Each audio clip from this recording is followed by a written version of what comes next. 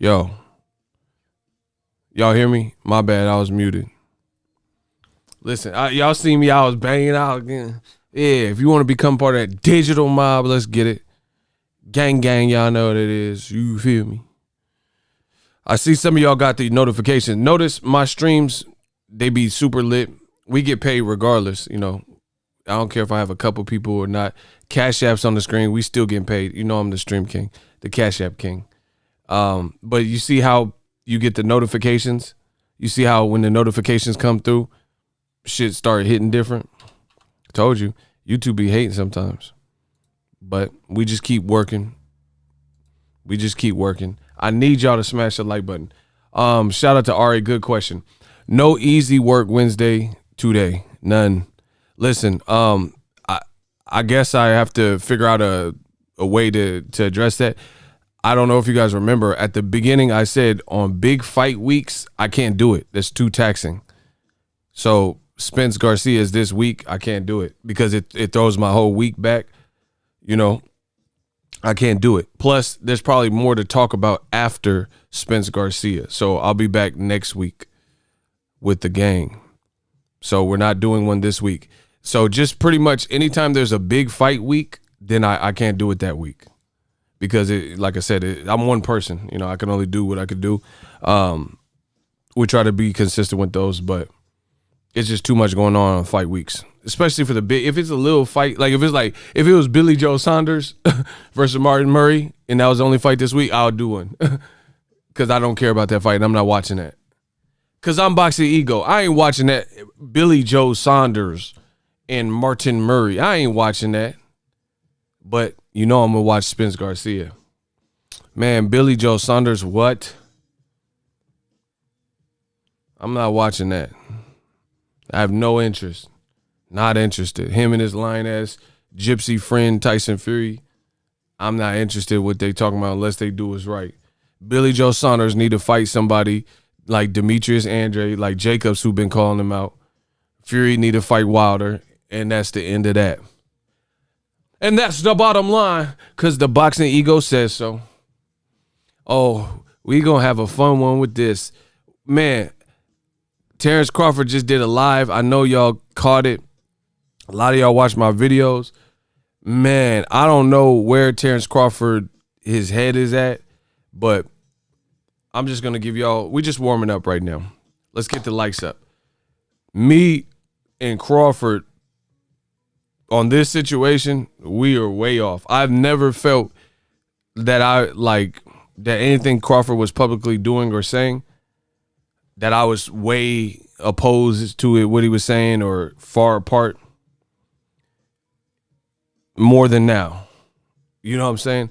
Some of the stuff he's saying, and I'm going to explain like I always do, he's on his own with that. Like he's saying some things and I just can't agree to. But to each his own. We all got our own opinion. Someone said TBC got PTSD. Oh, wow. He won't say anything bad about Bob. Hey, I give it to Bob. Bob, he come from his era, and he a pimp. Bob like, now I told you, go make my money. Like Bob, he must have fighters trained or something. I don't know. Salute Bob. They finna remake the Mac starring Bob Arum. I'm going to be your mother, your sister, your father. I want to be your brother. Bro, Bob is the new Mac. You know what I'm saying? This man is the new Mac. I can take you there, baby, but you got to believe in me. But you got to believe, baby. Do you want to? Do you want to stay with Top Rank, baby? Then listen to me, baby. Bro. Hey, Top Rank, I don't know what they might, when you sign the contract, they might have to like put you under hypnosis or something. Like motherfucking Get Out movie and shit. And bitch had that little spoon and bro, I think they put you on hypnosis. I don't know what Top Rank doing. Them motherfuckers feeling a little woozy. Top Rank for life. I want the knife. Please. I don't know what, bro. I don't know what Bob, that motherfucker a pimp. Pimping and pandering. He writing letters to Sirius Jones right now. Pimping and pandering. I don't know. Bro, that motherfucker, he put you on a hypnosis when you signed that contract. This motherfucker good. That boy good. I don't know what he did. Yeah. I try to tell you, they ain't your friends. I'm your friend. I'm your man's in them. Bro, that motherfucker Bob, he cold. I like Bob. That motherfucker, he a shark. Bro, I ain't even mad. You know, he on his Wolf of Wall Street. Jordan Belfort. You gotta believe I've worked with Sugar Ray Leonard. I've worked with Muhammad Ali. So you gotta believe. I said you gotta believe me. I work with Muhammad Ali. Easy peasy. Bro, that motherfucker Arum, I don't know how he did it. He got a cult following, literally. Oh my gosh. Bro, I gotta get Crawford. I gotta talk about it. Cause we disagree. Bob a pimp. Bitch, get on that cave. Go to that cave. Get that way. Scram, skedaddle. Go on that cave and make me my money. That motherfucker Bob. He be having HBO presents Hookers on the Point. Top rank edition. Go to the cave. Make it snappy. I need my Skrilla. Ain't no one real. I need my Fetty. I need my guap. And all the hating gotta stop. I'm fucking Arum. Bro, Bob a pimp. I swear. This month a pimp.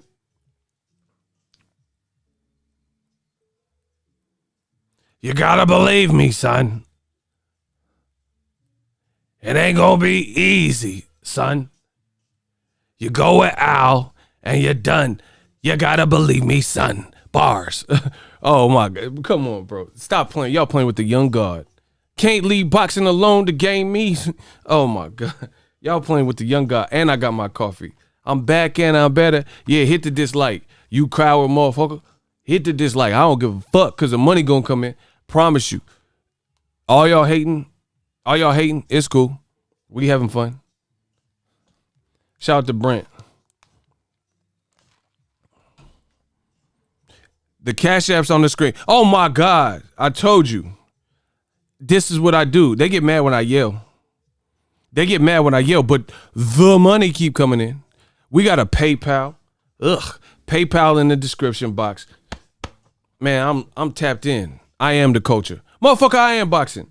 This one's from Tank, my guy. He said, keep up the great content, bro. That's my man. Channel member. Catch him on Easy Work Wednesday.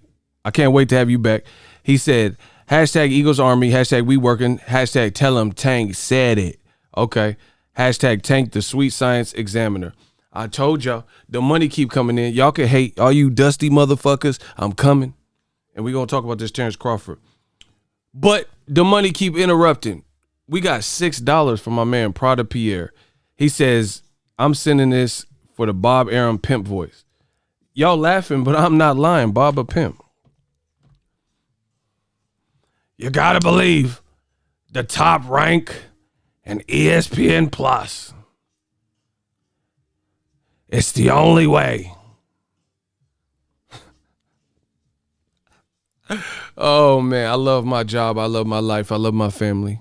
And I love y'all. Bob been pimping since been pimping. It is what it is, bro. Man, who is this orangutan or block orangutan? Man, bro, if listen, the next person, because y'all listen,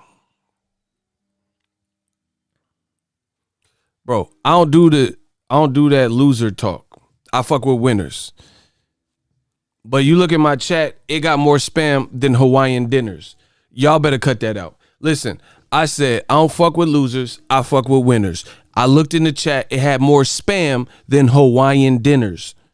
Y'all better cut that spam shit out. If you say it once and nobody reacts, then wait a while. But if you keep putting the same message over and over and over and over again, clap him. Bro, stop spamming my chat. I hate that. They gonna force you to see this. See, that's how I know some of you dudes, when a girl rejects you, you be stalking them and shit. Oh, you ain't gonna tell me no. I'm at your crib. Like, come on, man. Like, you feel me? Don't be spamming my shit. Take no for an answer. If nobody responded, then just wait and then maybe say it again. Y'all gonna send the same message. Yeah, this motherfucker gonna see what I got to say. He gonna see what I'm talking about. This my history. Hey, look at me.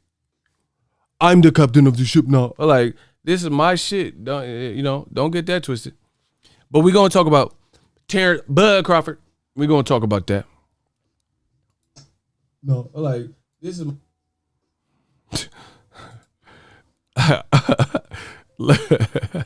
y'all funny. Hey, we ain't got 100 likes. Bro, if we don't get over 100 likes in 30 seconds, I'm ending this stream. We got way too many people to not have over 100 likes.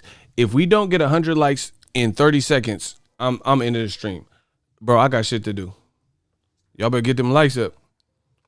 30, 29, 28, 27. I wish you had more time. I promise you this stream will be over. Y'all not gonna disrespect me. I know we got some haters in here, but y'all can't all be haters. LeBron Watkins said, cook that. We got to talk about Crawford. He said a lot of stuff. Let go. Let go. Smash the like button. The real is back. The real is cat. And the real is chat. Bars. Let's get it. Terence Crawford is basically, he did a live, and he's basically saying, like, people are ducking him.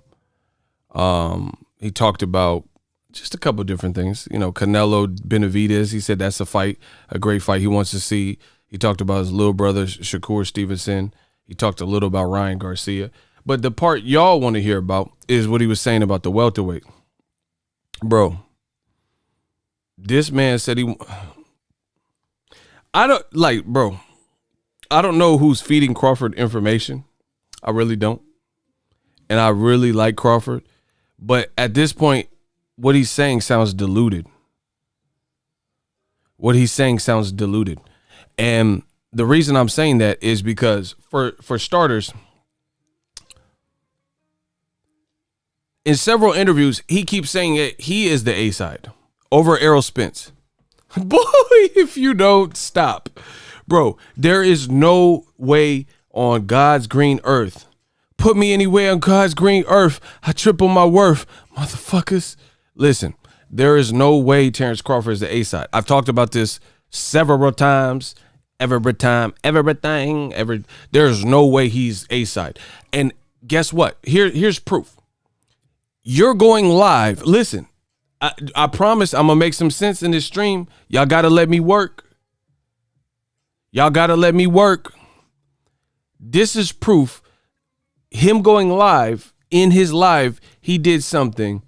And some of y'all don't think about it like that until your boy Ego put it out there. Smash the like button. So let me explain how him going live proves he's not an A side. Y'all ready? If y'all want me to continue to cook, can I get a hell yeah in the comment section? Him going live and talking about what he talked about has proven what I already knew, that he ain't the A side. If y'all want to hear this point, can I get a hell yeah? I promise I'm about to cook. All you got to do is say hell yeah. All you got to do is say yes. I'm like flowetry. The shit I spit is poetry. I get on these lives, you know it's me. Listen, I said, all you got to do is say yes. That's flowetry. Everything I spit, art, that's poetry. I get on these lives, you know it's me. Bars. Let me talk to the congregation. You're going live on Errol Spence's fight week. You are going live on Errol Spence's fight week. This is Errol's first fight back. You could have went live on Sunday, last week, whatever. You're going live on Errol Spence's fight week. We know this because Terence Crawford himself, he just told you himself and gave you an assessment of Danny Garcia and Errol Spence and wished them safety in their journey and was talking about them. Let me cook, bro. Hold on. Bro, I'm about to dab and I'm about to cook and dab. You ever be cooking and the shit start smelling good, so you start dancing? You start, oh, yeah, bitch, stir the pot. I'm gonna stir the pot. You ever be cooking and dancing? You be like, yeah, hit that little Salt Bay. Throw that Salt Bay, stir the pot. Hey, I'm gonna stir the pot. Hey, and you be cooking and that's me. I'm cooking and dancing. Man, y'all must be drunk. Cheers. That's Ted Dancing. Hold on. I said I'm cooking and dancing. Cheers. Y'all must be drunk. Ted Dancing. Oh my God. Let me cook. Hold on. Let me get a piece of this, Q. Yo, you want a piece of this, Q? I'm about to go crazy. You're talking about Errol Spence. Shout out to Judah. I just watched Bud's video. Son is bugging. Cook him. See? Here's what they think about you. Look at the comments. I said, y'all be cooking and dancing. Let me stop. The bars just keep coming. Hold on. All right.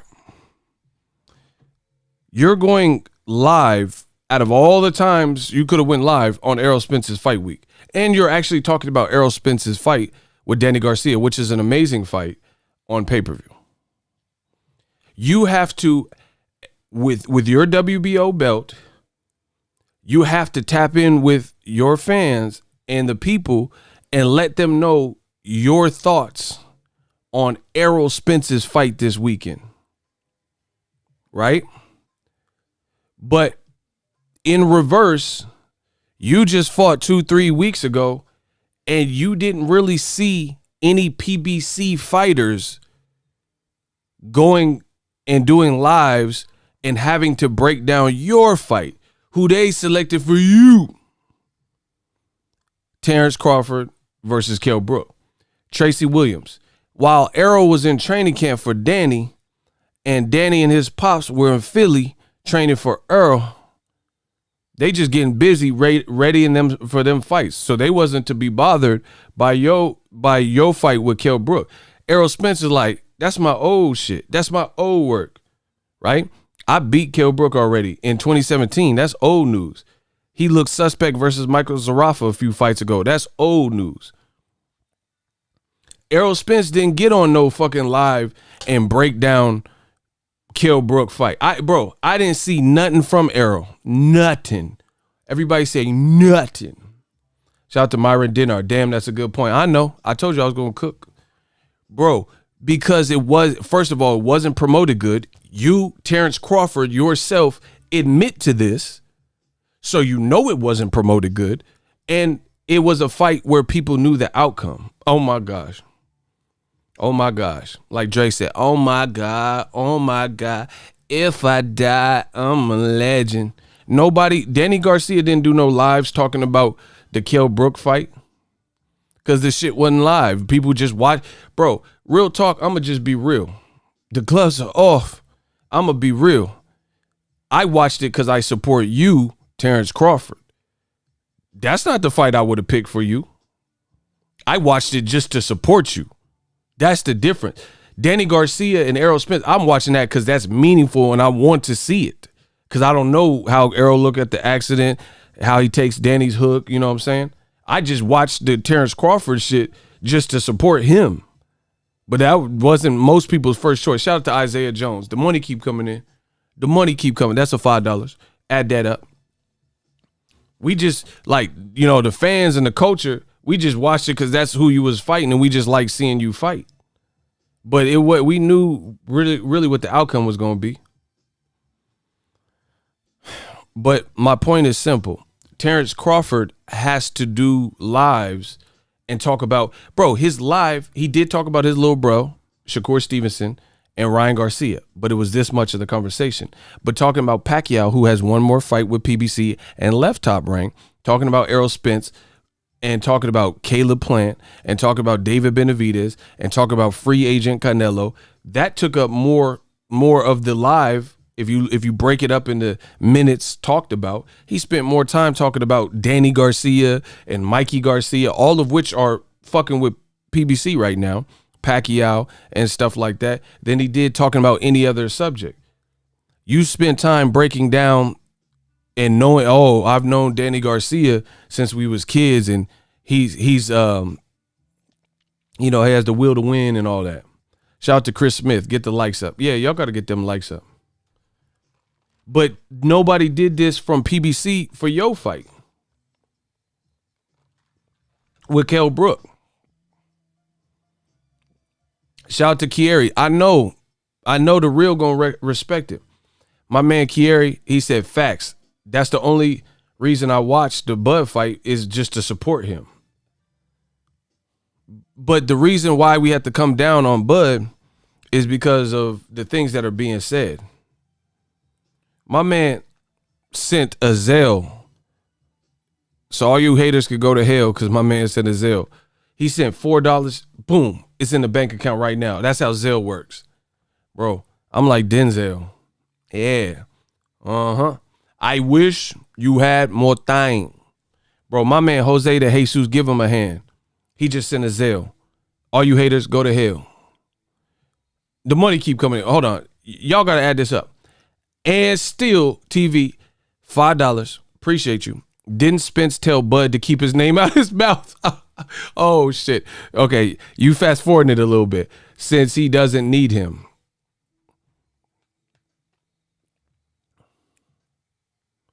Y'all fake. You watch it because you love boxing. Clown. Yeah. All right, if what I just said make me a clown, then I guess I'm Pennywise. Without your boat, I like popcorn. Georgie, ooh, down here they all float. I guess I'm a clown because I know I'm cooking y'all. So I'll be a clown. I'm Pennywise. Oh, without my boat. I guess I'm the biggest clown in boxing. You know, Stephen King's It out this motherfucker. You float too. You all float. Y'all float. Bro, I guess I'm a clown then. Because I know what I'm saying is that ghetto gospel. I know what I'm saying is true. Block him. Motherfucker Keanu Walker. Motherfucker got his girlfriend account and shit. Hate these guys. Yeah, you float too. Y'all float. Yeah, come to my channel. You float too. Y'all float. Down here, y'all float. Yeah. Come. Yeah, Stephen King's It right here. I'll be a clown. Yeah, I'll be a clown. Y'all float. Down here, I put them in the moat. Y'all float. Yeah, you gonna float too. Step up here. Step up here so you can float. Cause down here, I'm your worst nightmare. I'm everything you fear. You'll float too. Yeah. Yeah, you gonna float too. If what I'm saying make me a clown, then God damn it, I'm Pennywise. Cause I know I'm cooking y'all. You'll float too. Y'all all gonna float. So anywho, Crawford is having to talk about Errol Spence, Danny Garcia, and weigh in on his prediction, but people didn't do that from PBC to your fight. You admit that your fight did not get promoted. The money keep coming. Man, I can't even do this chat. We got $4 from Jose de Jesus from the East Coast in the Zelle. We got another $5 from Cameron Tillis. I know you feel this. He said, I must be a clown too. That's what I'm saying. I guess we all clowns. Down here, y'all float. So, let's continue with the clown show. Y'all want a circus? I got you. I got the clown show for y'all. So, the bottom line is Crawford has to talk about Spence and Garcia because it's popping. It's the most thing popping in boxing. Ain't nobody talking about no Billy Joe Saunders and Martin Murray. They all talking about Earl. Is Earl the same? And Man Down and Danny and his dad. Ain't nobody talking about no Billy Joe Saunders gypsy shit. Ain't nobody talking about that. You know the fight for this week that everybody's checking for and tapped in is what? Errol Spence, man down. But your fights don't have the same luster and ain't being promoted through your own company like this. Bro, my Niners played. They had Errol Spence just last Sunday. They had Errol Spence, Danny commercials. Crawford's complaining because his own promotion shows no commercials and put Lomachenko on Hulu and didn't have his fights, multiple fights, didn't really promote him. People couldn't find out how to buy it, where it was, how much the price was, if it was on regular ESPN, if it was on ESPN Plus. Bud Crawford is officially living in his own world. Like, it's official, bruh. He's like, I don't know if he has yes men, I don't know what, I don't know who, but he's like off on his own. You can't make it look like all the PBC fighters are ducking you, but they're all fighting each other and getting good work and getting the good paychecks from their lifestyles. And I'm supposed to believe that everybody needs to come where you're at. Terence Crawford, he almost told on himself because in his live stream, he literally said that all these guys have been at welterweight longer than him, which is true. Danny, he moved up before Crawford. Spence been a big welterweight, blah, blah, blah. So with that being said, they've done more than you because they've been here longer than you, and they're in the pool of talent through the PBC mostly that is affording them the opportunity to scrap with each other. And you're off on no man's land. Bud is looking like Tom Hanks in Castaway. He playing with a volleyball. You the only person on this island for the whole movie. You Will Smith and I Am Legend. You the only person in this city, minus zombies. Fred! That better be you, Fred. Remember when Will started bugging out, he seen the mannequin move? He said, no. Remember I Am Legend when Will hopped out the car? He seen that mannequin, the mannequin said, and moved real quick, and Will started bugging out. No, Fred. He just started, Fred, say something, Fred. You the only person in this fucking city, so you seen that mannequin move. You like, oh, hell no. No. Say something, Fred. Fred. Bro, that's Terence Crawford. You Will Smith and I Am Legend. You the only person in this city, dog. Fred! No. What are you doing out here?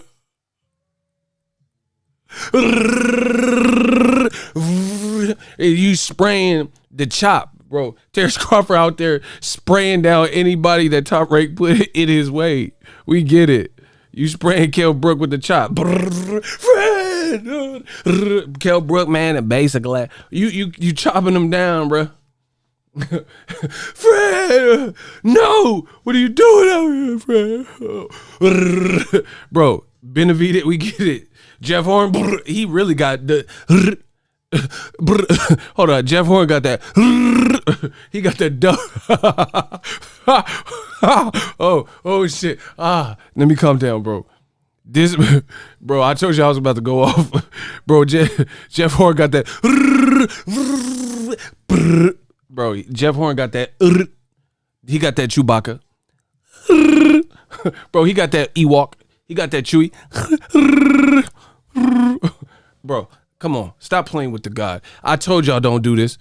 I told you 9-10 times ago, stop fucking with me.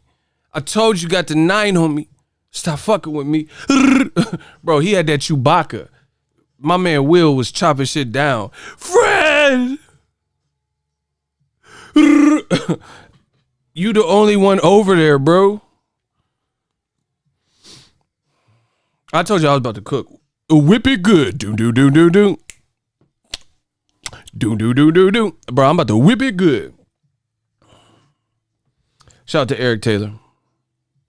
Crawford thinks he's a top dog, but hasn't done anything in the division. If you ask me, he doesn't deserve Pac-Man Spence. There you have a paying patron and a great opinion. Real Brother 32, what up? Mike Alvarado is still over there. Please stop. He just got stopped anyway. So that was stupid. That was stupid. Bro, people are clamoring for Bud versus you guys. And I love you guys. I was actually at the airport and you guys and his girl was there. They was like he went through security right in front of me. He was in security, him and his girl. So I was like, bro, they searched me at the airport, but they didn't search you guys. I'm like, man, he darker than me. What the fuck? Bro, you guys darker than me. I'm like, how you gonna search me? Bro, I went through the shit. You know what I'm saying? They did a little motherfucking x-ray. I was still. And it's like, beep, beep, beep, beep, beep. I'm like, oh, what the fuck? How you gonna let you guys go through this shit? Nah, bro, I swear. Motherfucker, we was in LAX. I'm like, bro, he darker than me. Like, what? How he get through? Bro, I try to hate on you guys. I'm like, man, that motherfucker, you got your dentist. How you let your dentist do that motherfucker? Bro, I'm born in this motherfucker. I'm born in the USA. Bro, what the fuck? I didn't even move, bro. I was like, dude. It said, oh shit. You just let this dark skin Cuban nigga, like, bro, how he get through? How you guys get through? Cause he beat Porter? Oh my God. They try to hate on the boy. You see what I'm saying? You see how they try to hate on me? I told you they be hating. Shout out to the homie you guys, bro. These are some jokes. Y'all gonna have you guys checking for me. Yeah, heard the motherfucking jokes. Bop. Oh, damn. Goddamn, you got. I didn't know the jab was crispy, though. You got. Nah, I'm just fucking with it. But that really is a true story. Bro, they blurt my shit. I was like, I didn't even do nothing. Goddamn. You gonna let you guys through. Cause he had motherfucking PBC. And he had jewelry on and shit. I don't know how much Al paying these guys. Motherfucker had jewelry and puka shells, all types of shit. He got motherfucker Rolex and an AP. I'm like, why you got 2 watches? Why you got that? I ain't had nothing, bro. I was in sweats. In a Pac t-shirt. This motherfucker had puka shell, all types of shit. They gonna let you guys go through. He taking earrings out and shit. Nah, he had his earrings in. Man, come on. They be hating on me because I'm a YouTuber. But Crawford on his own, bro. He's saying some things I just can't agree to.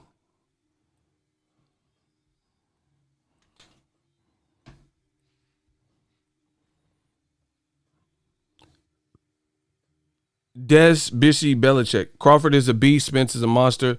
Make Spence versus Bud fight next unless one of them land Pac-Man. Yeah, but that's not how it worked with the business. The business, listen, I know people get mad, but this is a reality.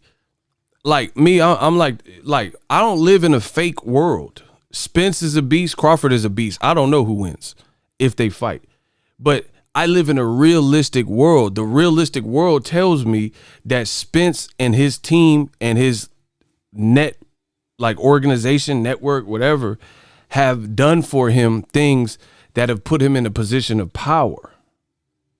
You know? So I reward good behavior. I don't reward bad behavior.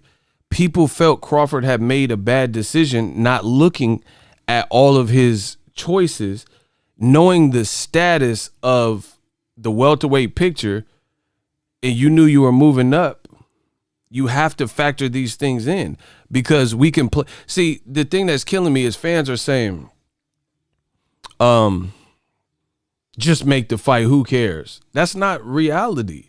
The reality is that's not how it is ever going to work. If Apple is doing something with their products, they got a new iPhone 12 out and it's destroying their competition, Microsoft, or the new MacBook Pro with the M1 chip, the silicone chip come out, right?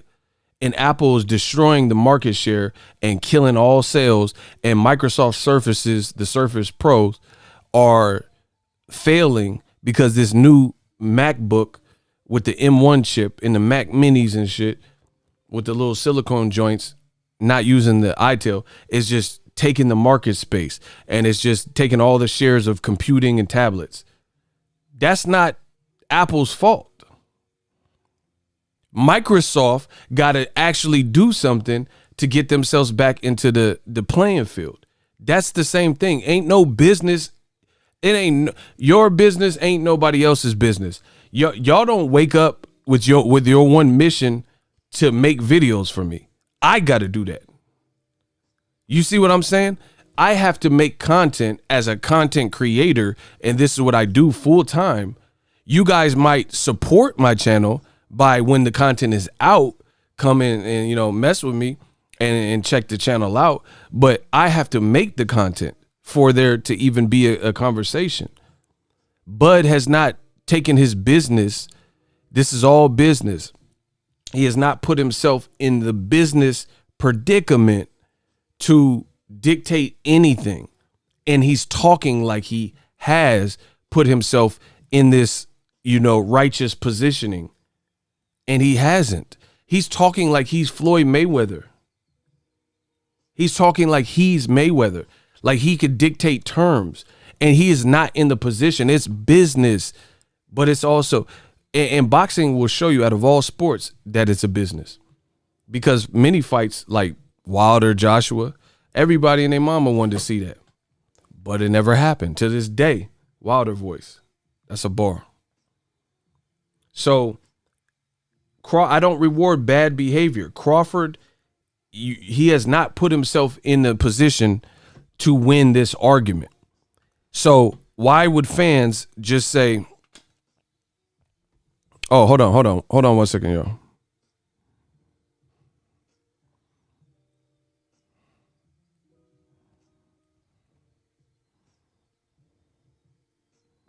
Y'all got me so fucked up. Hold on.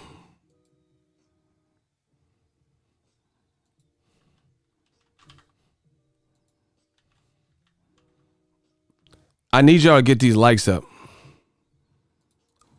I'm gonna keep working, but hold on.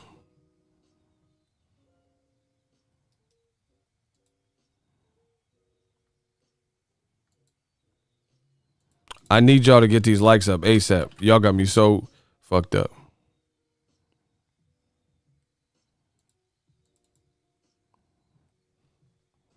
Listen, I need y'all to get the Cash Apps on the screen.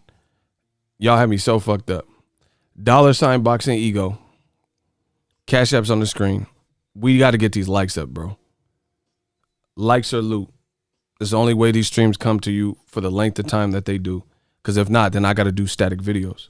Or I got to do my other stuff. I need y'all to get the likes up. Block Maximus Davis. If anybody that ain't family, Ego's Army, tells us that you leaving, then block them. We don't even know you, so you could have just left. Bro, nobody was checking for you. Well, you're not like a regular, like my man Ari, you know what I'm saying? Don't tell us you leaving. Oh, yeah, I'm out of here. Okay. Yeah, you leaving for good. It's like my mama used to tell me when I was a kid, I used to run in, go get a toy, then run back out. Then I'm like, I left my squirt gun, my super soaker. Then I'll run back in. And my mom would say, if you come in this house again, you stuck here. You're not leaving, bro. Like you stuck. You can't, ain't no running in and out and you wasting AC and shit. Nah, you stuck here. You didn't have to tell us that. Des Bishy, that's my dude. He said, okay, I see. This is a warrior mentality versus business model. Oh yeah, but in the wrong sport. But like you making it a joke, but that's the reality of the boxing game, bro. Okay, you're gonna always be disappointed as a fan if you don't play by the rules that are actually in place. I never said that this is the business model over the actual fights that I prefer. I never said that. But at the same time, I'm not going to act oblivious to what's really out there. This is like the COVID shit, right? This is like the Rona. It's like the Rona. You can pretend like there's not something they're warning you about and not wear a mask. Or you could take it serious and try to get through this weird time and wear your mask, use the hand sanitizer, wash your hands, and do the things that they are saying. The choice, I guess, ultimately is up to you, but I'm going to prefer to live in the real world of what I'm seeing and what's in front of me. Shout out to my man Ness from Philly. I'm doing what's in front of me. The boxing game, I didn't say I wanted it like this. I didn't say I'm not, this is not the Egyptians with the pyramids, the Sphinx. Like, I didn't create the landscape of boxing. You see what I'm saying? But the reality is Ryan Garcia, he don't have a belt and he's more popping than motherfuckers with a belt. Look at his Instagram.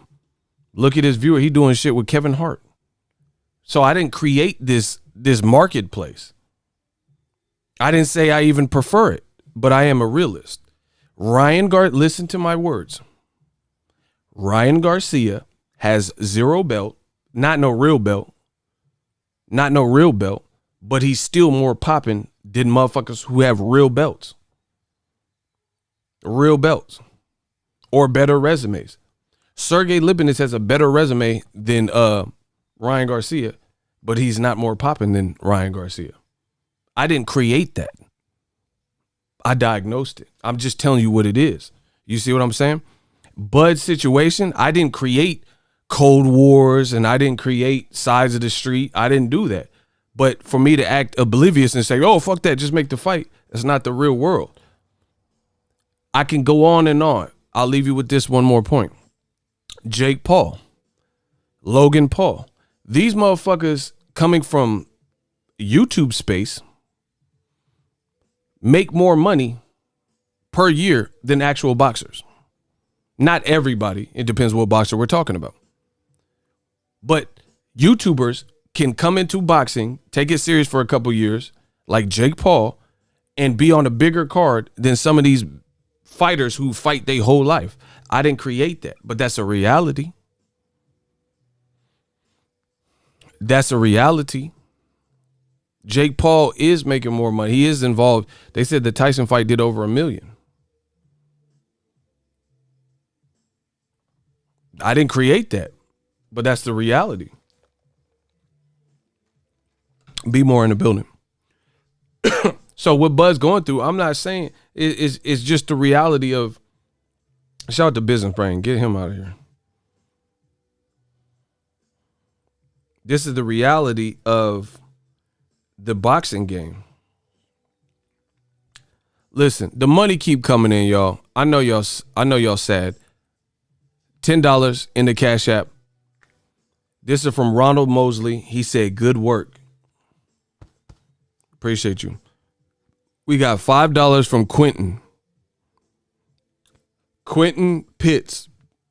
He said for the boxing, he put the boxing emojis 100. Yeah, I know the haters mad. The Cash App is on the screen. This enables and empowers us to stay independent, stay creative, and, just keep doing more and more on the channel. You guys will keep continuing to see the upgrades that I make on the channel. But Bud Crawford, the reality of the Spence situation, I didn't create. Okay, here's the thing. Listen. Watch how I cook. Watch how I cook. If Errol Spence, hold on. Tell me when to go. I'm from the Bay, bro. Tell me when to go. Tell me when to go. Tell me when I can go. Somebody say when, and we're going to play the game. I need y'all to get the likes up. I need that.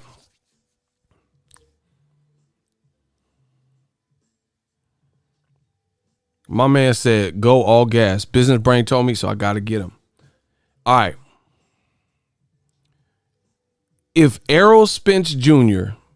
was the only man on PBC right now, and everybody else that is a top welterweight that is with PBC was on Terence Crawford's side, Top Rank and on ESPN fighting with the same resumes, and Crawford was still over there with Top Rank, would ESPN and Top Rank be looking to fight the one Lone Ranger with PBC, Errol Spence?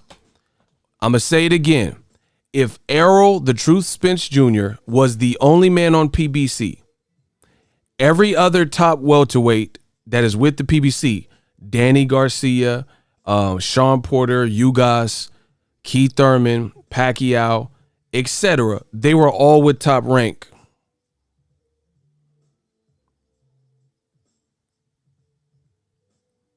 They were with Top Rank. You believe that Top Rank would be reaching out to Errol Spence, and he's the only person with no one to fight, like Crawford, and they would be reaching out to him. Dez, you lying, bro. You know Top Rank would. Come on, bro. Okay. Let's say you, and listen, Dez, that's my dude. Don't block him. But you know you're wrong. Why didn't Tim Bradley fight a PBC fighter then? We'll see. There was great PBC fighters when Pacquiao and Bradley were fighting each other 3 times. Why didn't neither one of them fight a PBC fighter then? The money keep coming in. Shout out to the Carolina Known. Appreciate you. When Pacquiao and Bradley were fighting each other umpteenth times that no one asked for, how come Top Rank didn't make a Pacquiao Danny Garcia when he was undefeated? Pacquiao versus Broner before he later fought Broner when he teamed up with Al Heyman. Why didn't they make Tim Bradley versus Adrian Broner? Tim Bradley versus Keith Thurman. Tim Bradley was, his mandatory was Errol Spence, or he was their mandatory for Errol Spence, something like that. No, Business Brain, that I know him. Don't do that. Don't do that. I just said that. You don't have to block him. I'm just asking. If we really are to believe that, then why didn't they do that? Ruslan Provodnikov, how come? Oh, he's talking about someone else. Ruslan Provodnikov didn't fight Keith Thurman or Maidana. I would have paid heavy money to see Maidana and Ruslan Provodnikov. Bradley and Maidana. We never seen those fights. Ever. Nothing like that. So I know for a fact Top Rank wouldn't have reached out to Errol Spence if he was in no man's land. Somebody sent a Zelle. Appreciate you. We got another Zelle. This goes directly to the Bank of America account. We got a $5 Zelle from Jesus Melendez.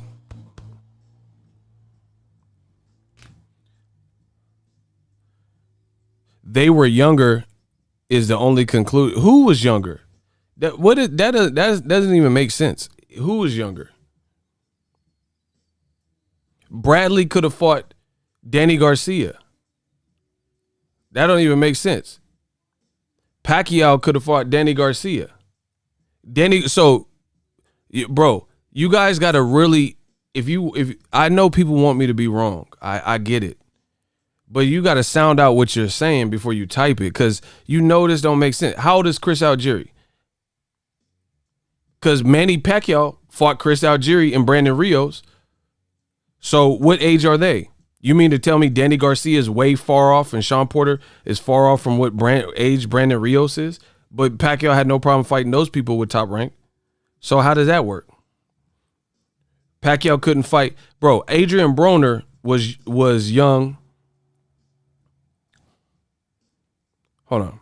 So Chris Algieri, he's born in 1984.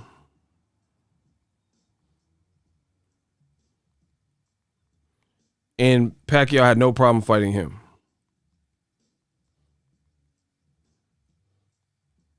Pacquiao fought Jesse Vargas. He not the same age as Danny Garcia. Come on, man. Danny Garcia, Pacquiao on Top Rank pay-per-view.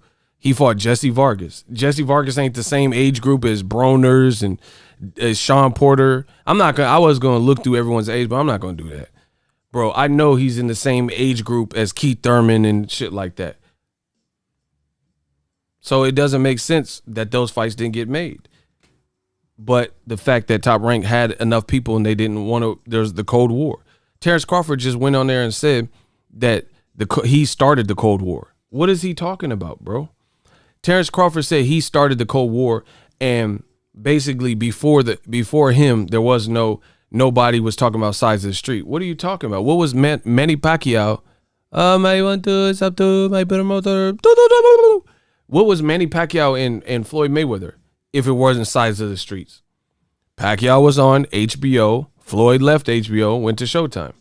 What is Crawford talking about? There were no sides of the streets until him and Errol. So what was Manny Pacquiao? If that wasn't the sides of the street Cold War, then what was Manny Pacquiao and Floyd Mayweather? Why didn't they fight? Why that wasn't one of the number one reasons outside of Pacquiao dodging a drug test? They were talking about the networks and shit.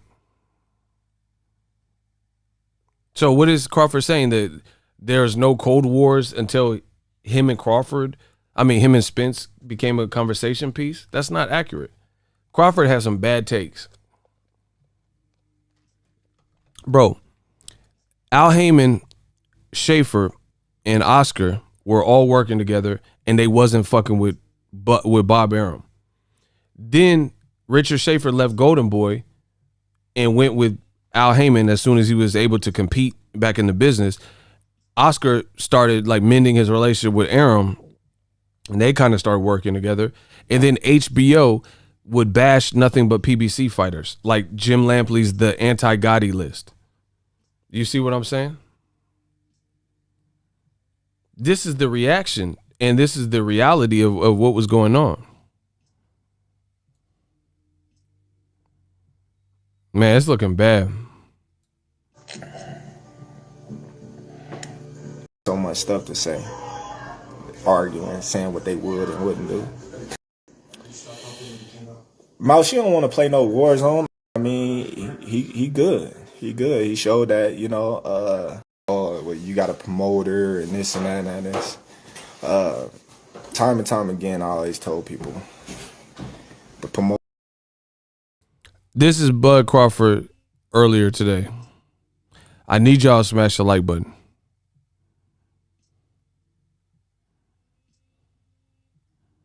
I need y'all to get them likes up. Work for the fighters. Without the fighters, there's no promoters. There's nothing to promote. So once the fighters get that in their head and get that understood, then things will be better off for them. How is Crawford going to say that the promoters work for the fighters, but then Bob Arum just threw you under the bus and just said that he ain't promoting you anymore? Do you see what I'm saying? Bro, listen to what he's saying. He just said, I try to tell people that the promoters work for the fighters. But Bob Arum is out here trashing you. He's out here trashing you. And you're not taking that your own advice? What?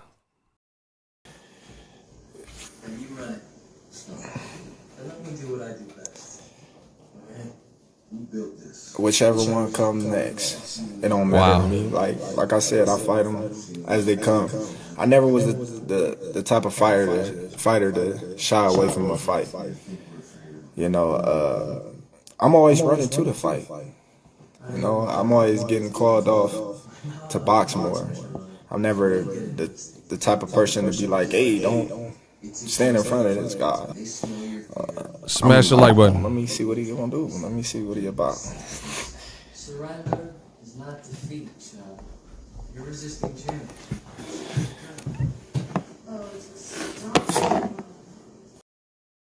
Yo, I need the likes to go up if y'all trying to get through this content.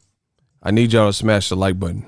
We should be way higher. I wasn't tripping earlier, but I tell you, these types of streams, especially when they're time consuming, they take up more time. So if I'm not doing this, I could be doing that. Cash App's on the screen. Smash the like button. Let's work. Let's work. Speaking of Cash App, We got a $10 Cash App. This one comes from Norris Wright. It said, tight work, man. Yeah, I mean, listen, you guys see we upgrading the technology and stuff. Let's go. Let's work. This is boxing. It's Errol Spence, Danny Garcia Fight Week. This is how the channel does more and more and more when you guys support in the various ways. So let's get it. This is Bud Crawford earlier today talking about, various things. Let's get it. Why would Spence about to fight Saturday? How me and Spence gonna fight? That don't even make sense. See? That's what I be talking about. That's what I be talking about. I want that fight though. Bro, Bud needs an intervention. Shout out to Cannabis Sensei. This is fire. Let's go. I told you, we upgrading the technology for the people. We doing it for boxing. I told you I got the new computer. That was the first step. Shout out to Cannabis Sensei. Bro, the man Crawford literally just said, Errol Spence, I want that fight though. But he just did an interview with Miss Boxing Baby last week, and he said he don't even care about the Spence fight anymore. Then the fan just asked him if he can fight Spence next, and he said Spence is fighting this weekend. How am I going to fight him? See, these fans don't be knowing. Bro, how is that's like three different things. This is like three different things. The fan says fight Spence next. You say, how am I supposed to fight him next? He fighting this weekend against Danny. Last week you told Miss Boxing Baby you don't really even care. You're not even real high up on the Spence fight anymore. And if it happened, it happened. If it don't, it don't. You said you're not taking less than 50-50 or 60-40, right? And then now he just said, I want the Spence fight. Bro, what is this? What even is this? You just said you didn't want this. Bro, this is a bad look. This is a bad way to go out. You just said you didn't want the Spence fight, or you weren't tripping, and it won't happen if you don't get the money demands. But now you're saying I want to fight. Wow. To box more. I'm never the type of person to be like, hey, don't stand in front of this guy. I'm like, let me see what he gonna do. Let me see what he about. Surrender is not defeat, You're resisting change.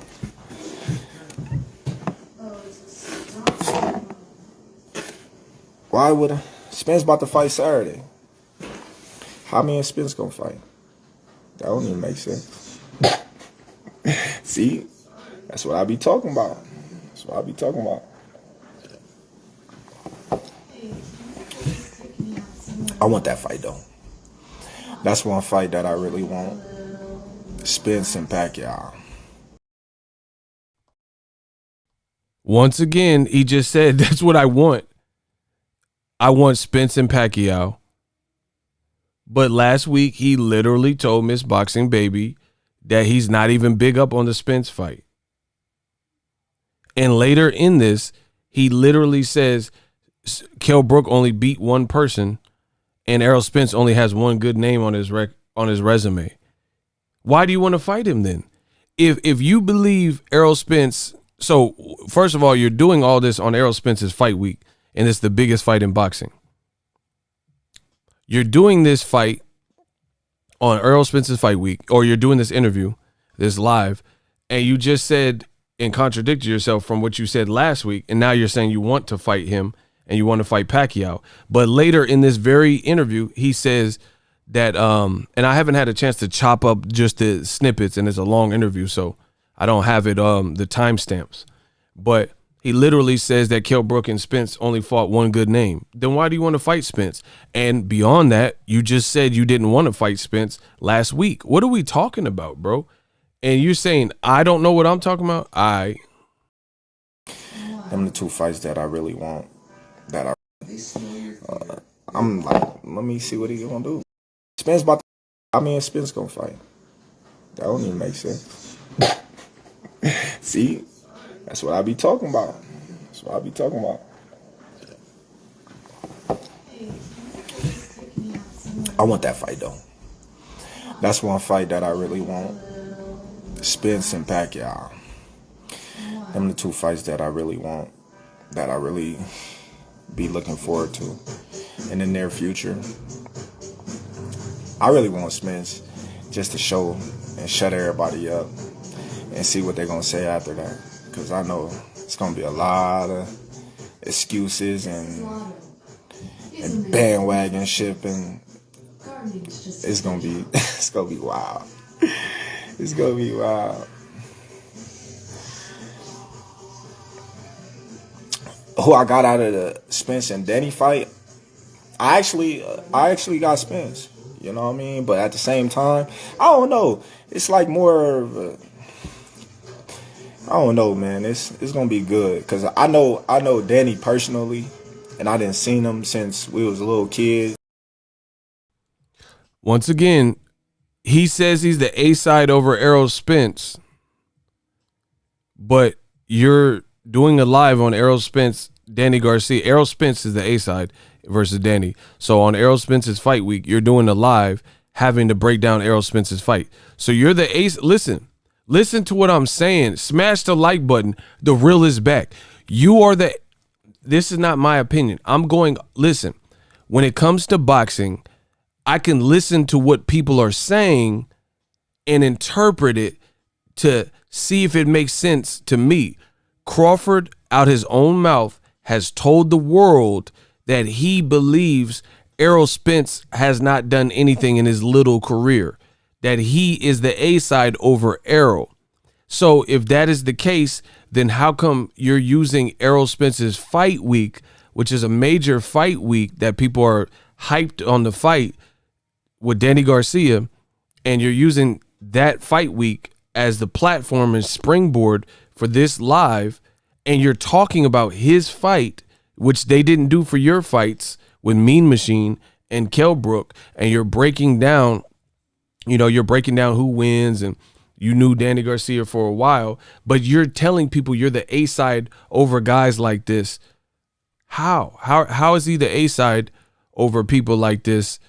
And you have to worry about what they're doing, but they're publicly, at least, not really worried about what you're doing.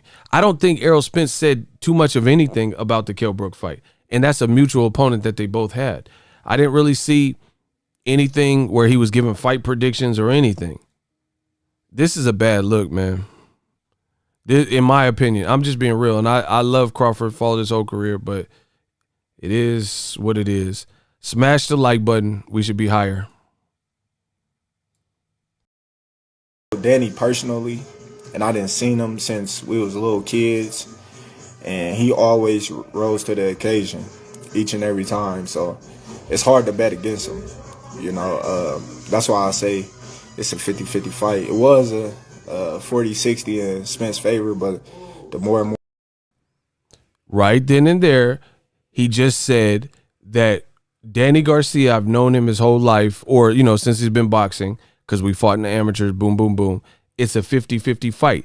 You are admitting on camera, like, bro, I don't know if Bud is like a robot or something. You're on tape admitting that Danny Garcia, you've known from your whole boxing lives, and you could vouch for him. He's hard to beat. And Errol just flew through a car, and this is who he's picking. And you're on tape telling people that Errol Spence and Danny Garcia, the PBC fight is a 50-50 fight. You just said that. Terence Crawford, not ego or my interpretation. You just said, so you're inadvertently revealing that PBC in the welterweight division are putting on better fights in the division that you're in. You just said it was 50-50. So there's nothing you can say. You just spend all this time vouching for Danny Garcia because you've known him and you fought him before, and you said he's hard to beat. He got the determination and the sheer will to win, and it's a 50-50 fight. So you're telling the world what we already know. It's a good fight. So that's a not a good look, because nobody felt this way about your last fight with Kell Brook. Nobody said that was a 50-50 fight. Oh my gosh, bro. I don't know why Bud is doing this. I really don't. And I didn't seen him since we was little kids, and he always rose to the occasion. He said Danny Garcia, since he was a kid, he always rose to the occasion. So you're admitting inadvertently that Errol Spence flying out of a car and coming off a layoff and coming off of a car wreck, this is a dangerous fight. And you just said it was 50-50. Every time, so it's. I know Danny personally, and I didn't seen him since we was little kids, and he always rose to the occasion each and every time. So it's hard to bet against him. That's why I say it's a 50-50 fight. It was a 40-60 in Spence's favor, but the more and more I think with my head and just think back to the Danny Garcia that I know, when he motivated and when he feel like his back against the wall and got something to prove, he always rose to the occasion. Dating back to all the way when he was going overseas and down 10 points, coming back to win, like Danny always. Bro, he's giving nothing but props to Danny Garcia, which he deserves props. I'm not mad at it, but it's not making your case. You're just talking about how good Danny is, which we already knew. You're talking about how good Danny is. He said being down by 10 points and coming back in the fight, and he did this as an amateur, and you fought him. So you're it's a testament to Danny's brilliance as a fighter that he's hard to beat, which we already knew because Sean Porter didn't beat his ass like crazy. Keith Thurman didn't demolish Danny Garcia. So I don't even understand why you're telling people in multiple interviews that you're the A side, but then you're also giving a lot of props indirectly, inadvertently to the other side. So you're not doing what I'm not mad at what he's saying about Danny Garcia because it's all fact and he's being real. But in your being real, you're hurting your own case that you previously said about you being the A side. You're telling the whole world the watch this fight this weekend with Errol Spence and Danny Garcia is going to be something. I could vouch for Danny. He a tough out. And we know Errol Spence got in a car wreck, so that makes it tougher. But nobody said this about the Kell Brook fight, and Errol Spence already beat him 3 years ago. As you guys can see, it's not looking good for Bud. Smash the like button. I need y'all to get the likes up. Was that type of person that never gave up, no matter, any circumstances. So, it's hard to just say that Errol gonna come through and bulldoze and walk through him, but at the same time, we've seen a different side of Errol that we ain't been seeing since before he was champion, and that's the hunger and the grit and the grind that he been putting in the gym to get back to the normal Errol Spence. So it should be a good fight. I'm excited to see it. May both of them, leave the ring healthy, and neither one of them get any serious injuries, and may the best man win. That's how I see it. We all doing it for our family and our loved ones and to make a living. And a lot of fans don't understand that. They just be on the outside looking in, like all the memes of Nate Robinson, like everybody laughing at him and stuff like that. But it's funny though, because them same people laughing is the same. Yo, somebody said Omaha in the building. I'm not here for the cheerleading stuff. That's cool. You're saying Bud can not hate and congratulate. That's cool. But he's also, what he's doing is he has no argument for the A side because you're telling the world that PBC putting on a hell of a fight yet again. We know Errol listen. So what he's saying is not false. You can come in repping Omaha or Nebraska or Warren Buffett, 402, whatever you want. But that's nothing what we're talking about. We're talking about this is not adding up to what Bud's been saying. Bud said, I am the A side over Errol Spence, but you're admitting Errol Spence is in a dangerous fight with the guy you have experience with from the amateurs, and you watched him and seen how good and how he had this willingness to win and come back from a 10-point, being down a 10-point deficit. You're telling the world, you're selling the Errol Spence, Danny Garcia fight. So how are you the A side? That's my question. We don't care if what he's saying is true. We know it's true. We know Danny's good. How is he the A side when you're admitting that this is a lit fight? People that be on Instagram, Twitter, Facebook up to 47, and he was too small. You can't do that, man. Arms too short. I mean, Pacquiao and Errol.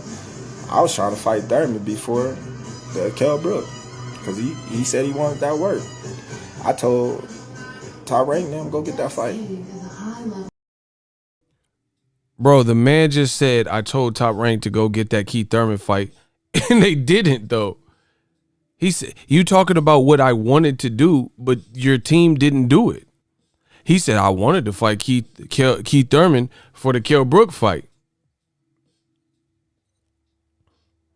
I wanted to go fight him, but I told my team, and they was like, fuck you. That boy Keith won too much money. You better get Kell Brook instead. We can afford him. Bro, what is it? Like, what is good? Like, what's popping with Bud, bro? Bro, nobody cares. You're not going to be defined as a fighter by what you told your promoter to do and they couldn't secure. You know what I'm saying? Like, I don't get paid off of bags that I don't collect. You know what I'm saying? Like, I've had a lot of people like, oh, Ego, I want to hire you to do a video project. And it was like some real good, business endeavor where I was going to get money and then it fell through. I don't get credit. My bank account ain't going to show no difference. You know what I'm saying? My bank account ain't going to show nothing. Bro.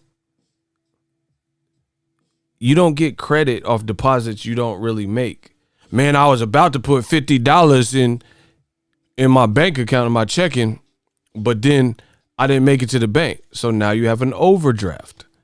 So if AT&T tried to collect the money, you had recurring payments, and there was $0 in your bank account, and they try to take $100 out, then you're going to be negative $100, and then you're going to get hit with overdraft fees. Because it doesn't matter, man, I was meaning to go to the bank and put in the $200, but I did. They try to deduct the amount of money and debit it out of your account, the insufficient funds, so you have an overdraft. Bud's thinking he's going to get credit for a Keith Thurman fight that hasn't happened. Man, this is trifling. This is crazy. This is crazy, y'all. He said you better have that overdraft protection. Facts. Yo, get the light. Listen, if you guys do not want this stream to end, I need y'all to smash the like buttons. How the likes, listen, how the likes the exact same as they was when I first started. Do y'all not want to do this? Y'all just want to go, what? Y'all got to see me the regular way? Man, come on, bro. I'm telling you, if the likes don't go up in the next couple minutes, this shit is over.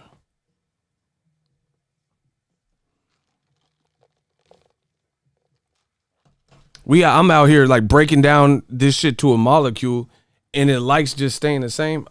Man, y'all better stop. I told you, because YouTube already hating not sending notifications, so we got to make this work. Bro, this just look crazy. What Bud is saying, it looks crazy. You're admitting that Danny is a tough fight. You just said it was 50-50.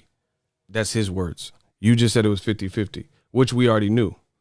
But you also seem content staying with Top Rank. So stay. And if you can't get the fight, who are all these people getting blocked? What's good? Hold on. Oh, okay. Shout out to Cursor. He got a body.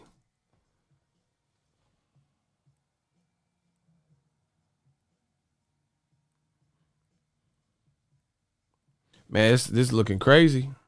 I swear. This is looking crazy.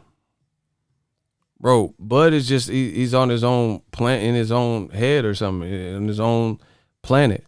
You keep telling people you're the A-side over Spence. How? You're going live on his fight week and talking about his fight. Yeah.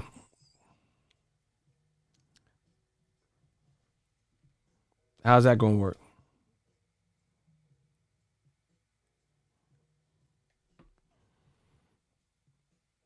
How's that going to work? You're talking about Errol Spence upcoming fight and admitting it's a good fight and it's a 50-50 fight. But nobody said that for your fight with Kell Brook. We knew you were going to beat his ass.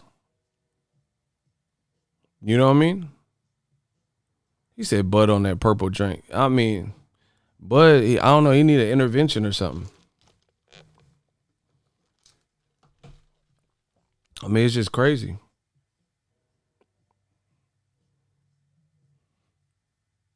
Listen, someone said he's probably in the chat. I mean, truth hurts. Somebody in the chat, because they said what I said was bullshit. But listen.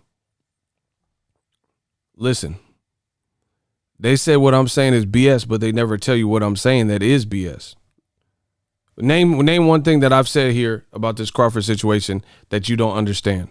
That's BS. I'll wait. Listen, let's get it. I'm ready. I've been sleeping good anyway. What have I said that don't make sense? Bro, I'm about to bust somebody's ass with these talking points. Where they at? Where they at? What have I said that don't make sense? What have I said that don't make sense? I'm ready. Tevin Campbell, I'm ready. What don't make sense?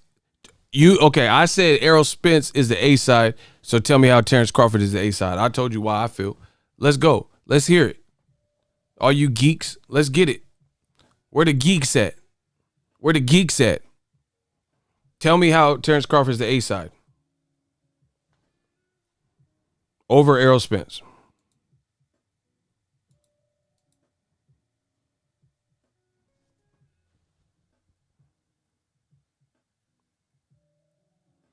Crawford is the pound for pound the best. But based on what? Some people have Canelo pound for pound the best. That's horrible. Tucker Worthington, you striking out this chat. You striking out. How, like, and bro, listen, you see how people try to sidestep my question? I said, tell me how Crawford is the A-side. I don't care about no other response, for real, unless you're going to tell me that. That's my only question. I don't care about your opinion. I'm asking you guys a direct question. How is Terence Crawford the A-side? That's all I'm at. See, notice simple questions deserve simple responses, but they never give me a simple response because they know they can't explain it. How is Terence Crawford says to the people, to the public, he is the A-side over Errol Spence. I told you numerous reasons that I don't believe that to be the case. If you believe that is true, I am asking you based on what? Right there, Terence Crawford went live today and admitted that Errol Spence is in with a game-bred fighter in a 50-50 fight. That's what he said on his live. Errol Spence didn't big up his Kell Brook fight in 2020 and say, hey, man, I know Kell Brook and he's been looking good. And nobody helped build your fight up. But you helping to build their fight up. You see what I'm saying?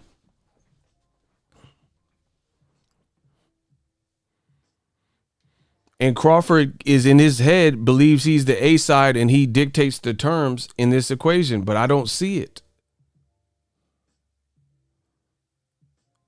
I don't see how he's the A-side, bro. Then other thing that's confusing, highly confusing, he just said a week ago he just said he don't want to fight Errol Spence. He don't care. And it's not going to happen unless he gets 60-40 his way. But now in this interview, he's saying, I do want the Errol's fight. I want Pacquiao and Errol. Well, I mean, which one is it?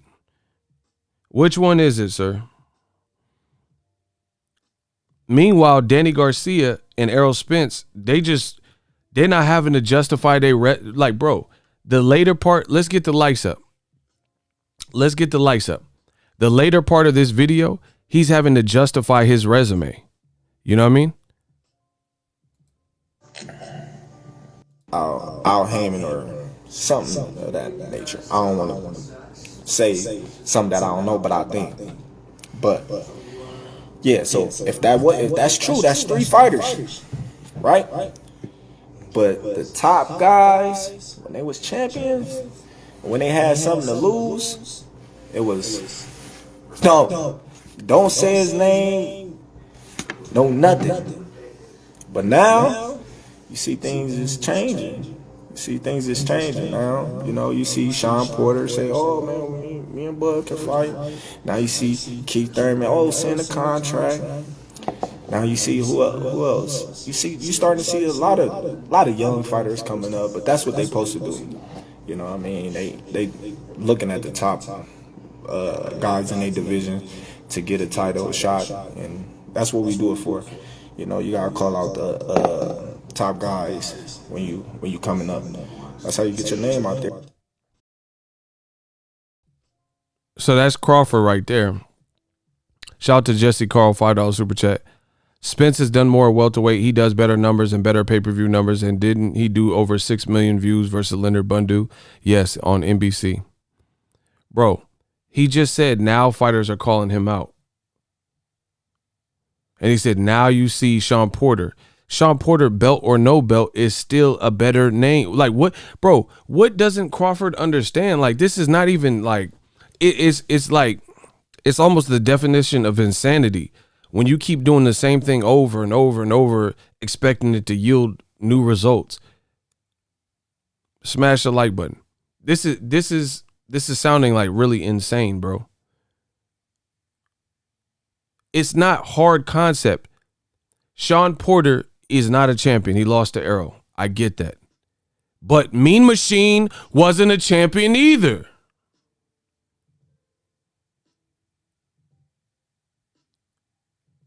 And you fought him.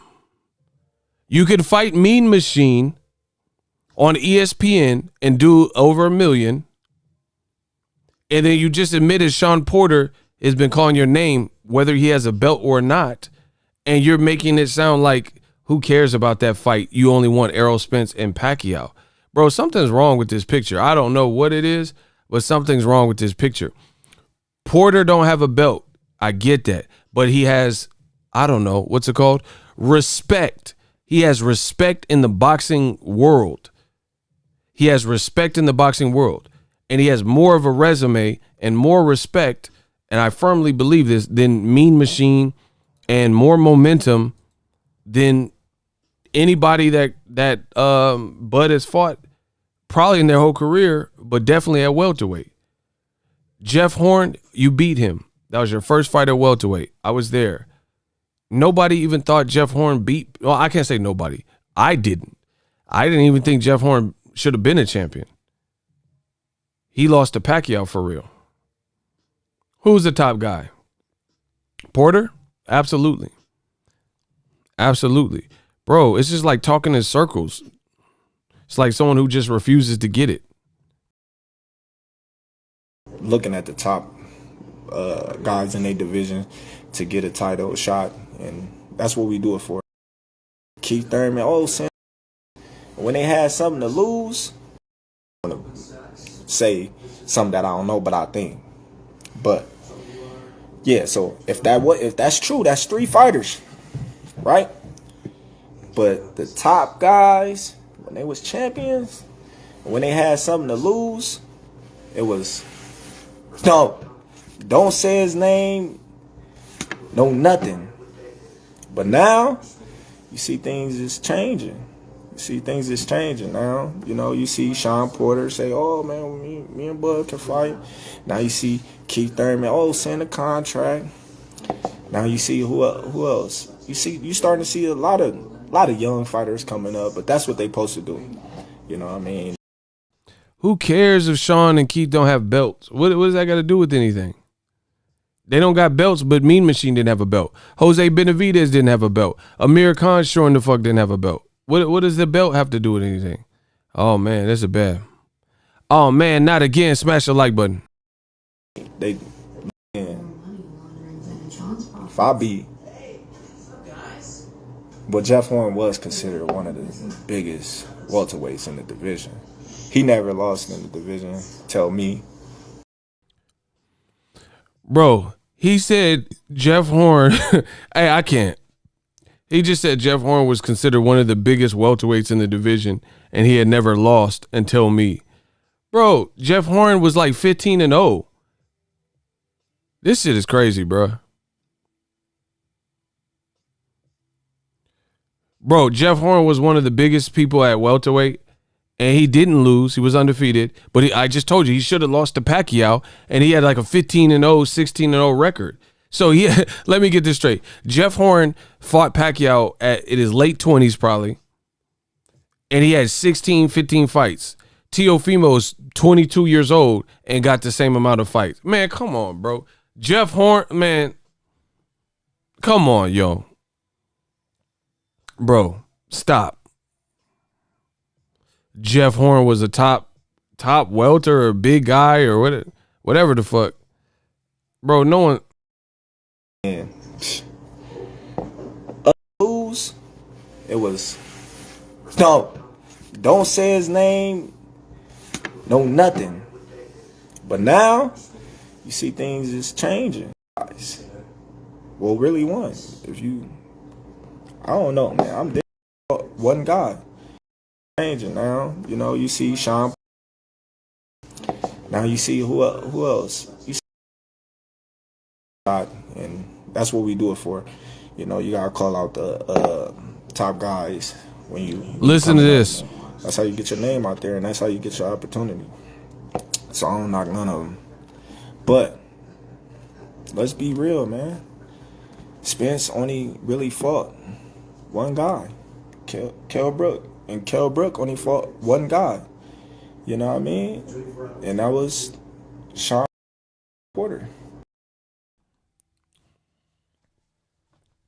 Bro, Bud on his own. I can't even save him. I can't even save him. I'm a true speaker and a true seeker. He said Errol Spence only fought one guy. What the fuck? Like, y'all want me to chew that? Y'all want me to chew that up? He said Errol Spence only had one good win. One guy. And he said Kell Brook only had one good win. Okay, so let's break this down. Kell Brook only had one good win when Errol Spence fought him, but you just fought him 2-3 weeks ago. Come on, man. Bro, you just fought Kell Brook. Like, bro, I don't know if it's not registering or some shit. You just fought Kell Brook. How you going to downgrade Kell Brook and Errol Spence beat him 3 years before you? And you saying, oh, he only fought one guy. After Errol Spence beat his ass, he hadn't done shit but looked bad and threatened to retire and said he suffered from depression. And both his eyes was fucked up. Bro, Bud out here looking crazy. I don't even, it's like a puppet or something. I can't save him. Bro, you said Kell Brook only fought one person. He literally hasn't done shit since the Spence fight. Not even made the weight. He fought a Michael Zarafa, a stripper, shout out to Kieri, and he struggled. And the UK commentator, which is normally insanely biased, were saying that Kell Brook should retire and he's not the same and he looked horrible and boom, boom, boom. And now you're trying to say Kell Brook only had one fighter on his resume, which is Sean Porter. Why'd you fight him 3 years later then? Then you said Errol Spence only had one good win. What about Lamont Peterson? You know? What about Mikey Garcia? He's about to fight Danny this week, post-accident. I mean, this sound bad, bro. It's not even trying to be realistic. I'm just telling you what it is. He said Errol got one win. But you just, earlier this live, you was talking about Errol's fight and saying it was 50-50. Man, what?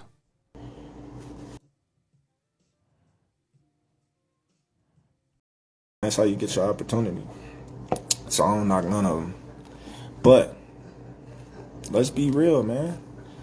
Spence only really fought one guy, Kell Brook. And Kell Brook only fought one guy. You know what I mean? And that was Sean Porter. And Danny Garcia only fought two guys. Bro, I can't even take this serious. I'm just being real. Danny only fought two guys his whole career. So, bro, Bud literally, it sounds like he's lost it to me. If like, I know people like, oh, you know, you're not the boxer, you don't box. Let's talk boxing. Let's talk boxing, bro. Let's talk boxing. I'm ready. Bro, Bud sounds insane right now. He said Errol only fought one guy, Kell Brook only fought one guy, and Danny Garcia only fought two guys. Like, worth a damn. Okay, so many ways to slice that up because that doesn't make sense. If Kell Brook only has one good win on his resume, then why did you fight him if he only had one good win when he fought Errol, then why'd you fight him 3 years later? Block off Brisk. Get him out of here. Bro, I don't care about your little piddly, your pity is for the weak. I don't care about your little piddly excuses trying to make excuses. Nah, fuck that. Fuck that. Block him. Your pity is for the weak. Bro, I don't care about you. No, you're not finna ad-lib. I'm going off of what Crawford's saying. You're trying to make him look better by ad-libbing and adding some shit to make it look like he meant it like this. No, we're not doing that. We're going off of what he's saying. You know, oh, he didn't mean it like that. Oh, he was just joking. No, you're not going to soften this blow. I'm going off of what the man is saying. Why would you fight Kell Brook 3 years later if you claim he only had one name on his resume, which is Sean Porter? And if that one name was Sean Porter on his resume, then what about the Triple G fight? That wasn't a good name? That wasn't a good challenge for him? How does he only have one name? Then you said Errol only had one name. But what about other fighters like Mikey and Lamont Peterson if his only fight was Sean Porter? What about Kell Brook? You know what I'm saying? So Sean Porter doesn't count? Okay, Errol Spence fought Kell Brook and Sean Porter. So who is the one name that Errol fought? So you're not going to include Sean Porter, Mikey Garcia, and Lamont Peterson? Or you're not going to include Kell Brook, Mikey Garcia, and Lamont Peterson? I mean, come, bro, this sound crazy. This sound crazy. It sound like crazy talk. I'm just being real. Then he said Danny only has two names on his resume. What? Then fast forward to this.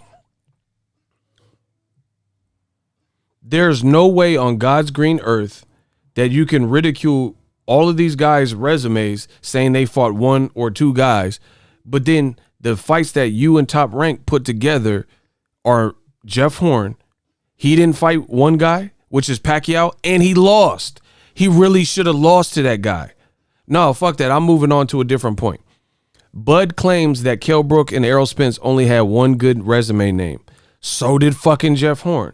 Jeff Horn had fought a 42-year-old, 40-year-old Randall Bailey, and he got hurt in that fight by the 40-year-old Randall Bailey. I know my boxing, right?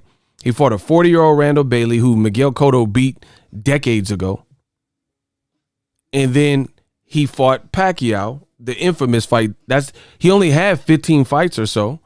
So he only fought Randall Bailey where he got hurt by a 40-year-old before stopping him. And then he fought Pacquiao. And he didn't even really beat Pacquiao. And then you want people to give you credit for the Jeff Horn, but Kell Brook, who fought Triple G and Sean Porter, you're saying don't give him credit for he only fought one guy. I mean, this is just too all over the place. Then you said Errol Spence. So let's go resume for resume. You're saying Errol Spence only fought one guy. Then who the fuck did Mean Machine fight? He was coming off a Ray Robinson fight where he really lost. Who has Mean Machine beat? The money keep coming in. Ego, you always holding these ninjas accountable. You always catch that BS. This is what I do. Man, y'all better get these claps up. The man Jay Brown put $50 on my books. That's 50. 5000. Let's get it. Get the claps up. I need them clap emojis. Who did Mean Machine fight? If that's the game we playing, I need more claps. Who did Mean Machine beat? If we're going tit for tat on who fought who, Mean Machine's best resume name was probably Ray Robinson, and he should have lost that fight. And he was coming off a draw, and it really wasn't a draw. Who did Jose Benavidez? He really should have lost to Mauricio Herrera, to be honest, back in the HBO days before he was shot. Come on, bro, you can't win this game. He said Danny Garcia only has 2 names. Okay, so what about Zab Judah? Because let's say, I guess we're supposed to say the 2 names that Danny Garcia has on his resume is Keith Thurman and Sean. But that doesn't make, bro, Bud sounds like a lunatic. I'm just being real. The man sounds like a lunatic. Bro, listen to what he's saying and tell me he doesn't sound like a lunatic. Here's why.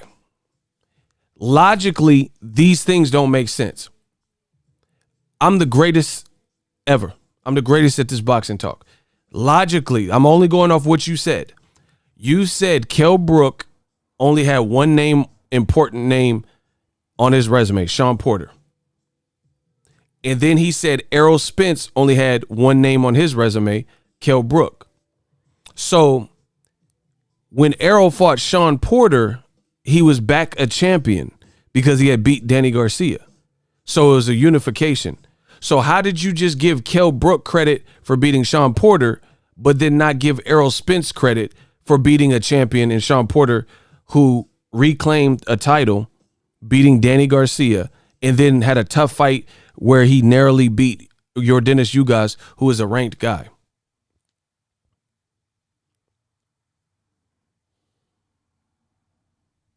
Block Super Jamal. You ain't gonna disrespect me. I don't give a fuck what you talking about. Get him out of here. I ain't even reading the rest of what you saying. Wasting my time. The money keep coming in. Yeah, Super Jamal, get your super ass out of here. You see how they try to distract with name calling and all that? I'm not calling nobody names. Block them. I know the man Jay Brown just donated $50. Y'all better get them claps up. I need to see them clap emojis. I'll end this shit right now. Get the claps up for Jay Brown, who just sent another $50 super chat. I need y'all to get the claps up. Y'all, nah. Because you see the haters is here. They couldn't wait for me to go live so they can hate. I'm like, yeah. Mm-hmm. So anyway, back to my point. Bud Crawford just said Kell Brook only had one name on his resume, Sean Porter. But then he said that Errol Spence only had one name on his resume, and he said it was Kell Brook. So how did you just give Kell Brook credit for beating Sean Porter when he was a champion, and then Errol Spence just unified when Sean Porter became a champion again, beating Andre Berto, this is his path, beating Granados with injury, then beating Danny Garcia, then fighting you guys. So he was a certified champion with a title defense against the you guys. And then you just said Errol fought one name. So you're not giving Errol credit for beating a champion in Sean Porter. Plus, I was at the fight. So if you've seen how Sean Porter was fighting, you got to give that man his props. He fought like a champion against Errol. So how did you only give Kell Brook credit for beating Sean Porter, but then you say Errol only fought Kell Brook and you don't give him credit for fighting Sean Porter? Then you said Danny Garcia only fought 2 people. He fought Keith Thurman, right? And he fought Sean Porter, and he's about to fight Errol this weekend. Not to mention a guy you fought after Danny, Amir Khan, even though it was at 140, he knocked him the fuck out too. And you fought him years later after Canelo knocked his brains on the canvas. Man, y'all getting torched. These weak ass talking points don't make sense. How you gonna say Danny? And then just to make this more fucked up, he just spent the earlier part saying, I know Danny Garcia from the amateurs and he a real motherfucker. and the Errol fight is a 50-50, but then you disrespect him later by saying he only fought 2 people when we know Danny got a crazy resume. But you just said how good he was earlier, and that Errol Spence Danny is a 50-50 fight, but then you try to denigrate Danny Garcia's brand by saying he only fought two real important names. And ironically enough, all the names he's talking about, people are begging for you to fight. Danny fought Porter. People are begging for you to fight him. You know, people want to see the Spence fight. Danny's fighting him this weekend. You're not, right? Errol fought Mikey. People would love to see Bud Crawford versus Mikey, right? Errol fought Porter. Danny fought Porter. People are begging for Crawford to fight Porter. I mean, there's no way around these points that I'm making. Shout out to Jesse Carr. Errol even stopped Chris Algieri and Leonard Bundu when they were never stopped. Yeah, Pacquiao couldn't stop him, and Ruslan couldn't stop Algieri. And Bundu, Keith Thurman, didn't stop him after hurting him in the first round. They are both opponents, better opponents than Horn and Mean Machine. And that was pre-champion Errol. I don't know, bro. Buzz on his own with these talking points. I just got to be real. It don't make sense. None of this shit he's saying is making sense. So if I beat Aegis, that makes him a top welterweight then. He just said if I beat Mean Machine, that makes him a top welterweight. What? How? Somebody explain that to me. Am I tripping? He just said if I beat Mean Machine, that makes him a top welterweight. Okay, you did beat him, and how does that make him a top welterweight? Like, bro, what? Bro, he said Bud was sympathy. Bro, I don't know what it is, bro. He just said if I beat Aegis Kavalauskas, Mean Machine, that makes him a top welterweight. What the fuck does that even mean? You did beat him, and he still ain't no top welterweight because you whooped his ass? What?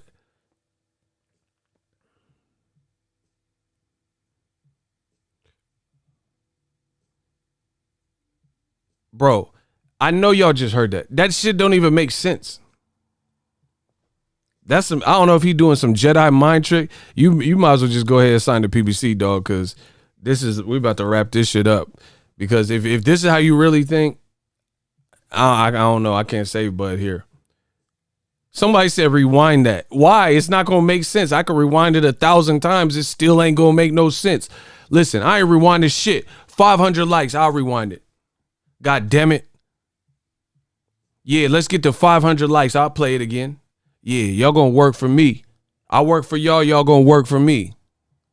Let's get to 500 likes. I'll rewind it. Bro, he just said if I beat Mean Machine, he's a top welterweight. What? How does that even? How did you arrive at that? That doesn't even make sense. Yeah, 500 likes. I'll play it again. Danny lost to Lamont Peterson. Man, block this dude. Pure muscle. Get your muscle bound ass the fuck up out of here.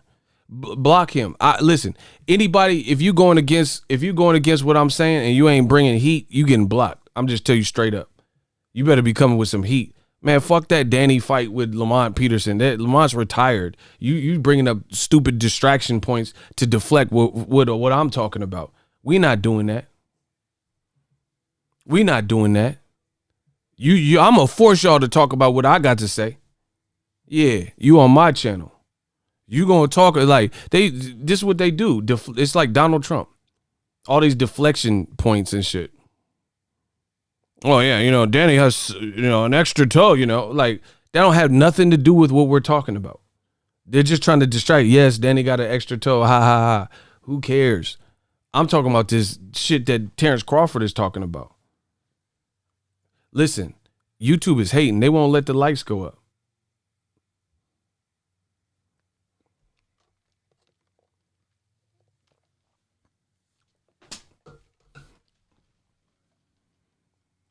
He said Crawford fans beat Trump supporters.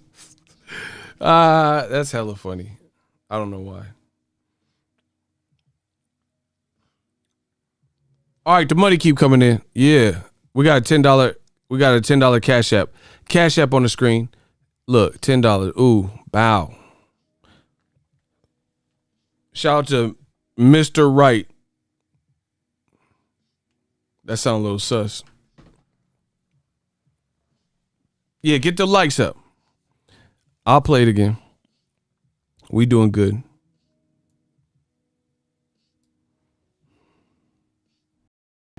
That makes them. So if I beat Aegis, that makes him a top welterweight then. If I beat. What the fuck?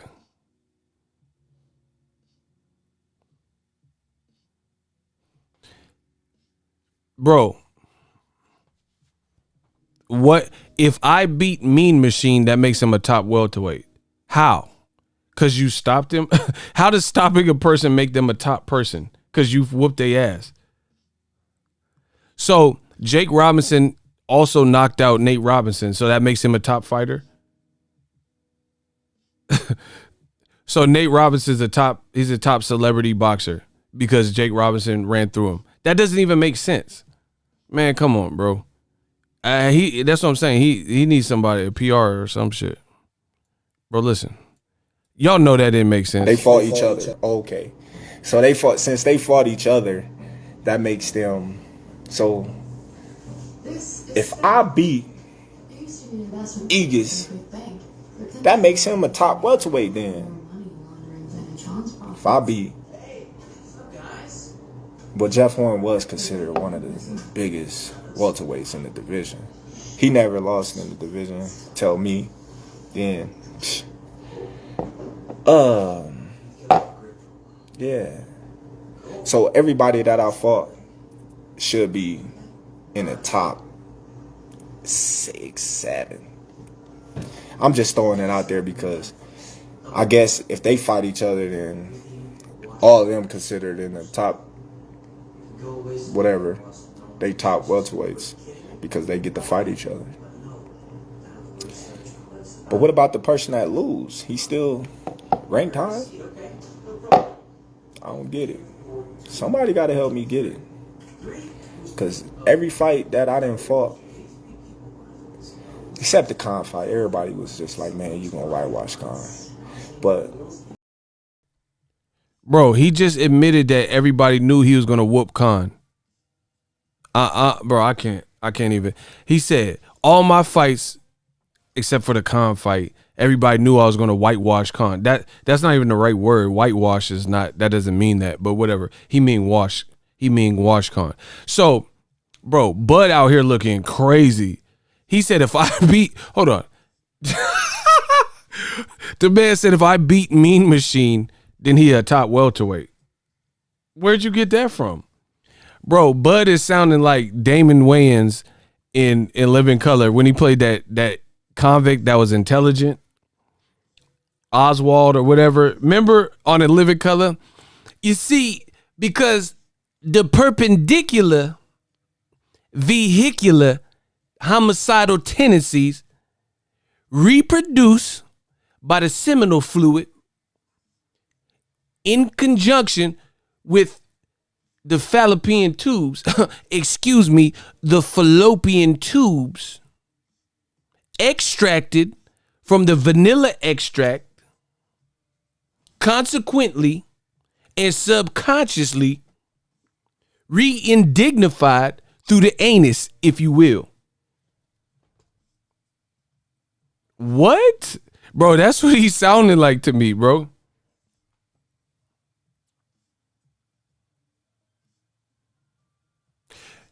It takes a Mean Machine to get re-aggravated through the tumble wash and dryer inside the urethra with the yeast infection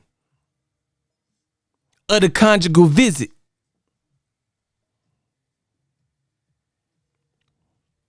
I'm trying to, bro. I swear, I'm trying to follow this shit he talking about. I promise. I swear, I'm trying to follow this, and I'm like, what the fuck? Where'd you get that? Oh, the conjugal visit. What did you say? You know, the Blues Clues mixed with the Bluetooth of the saber-toothed tiger next to the distribution of the pap smear. The gynecologist or gyno, if you will, if I so may, of the Aunt Jemima and Tim Bradley with the butter biscuits. And I'm like, what? What? I'm trying to understand what he said. Bradley with them butter biscuits. Oh. Oh my gosh.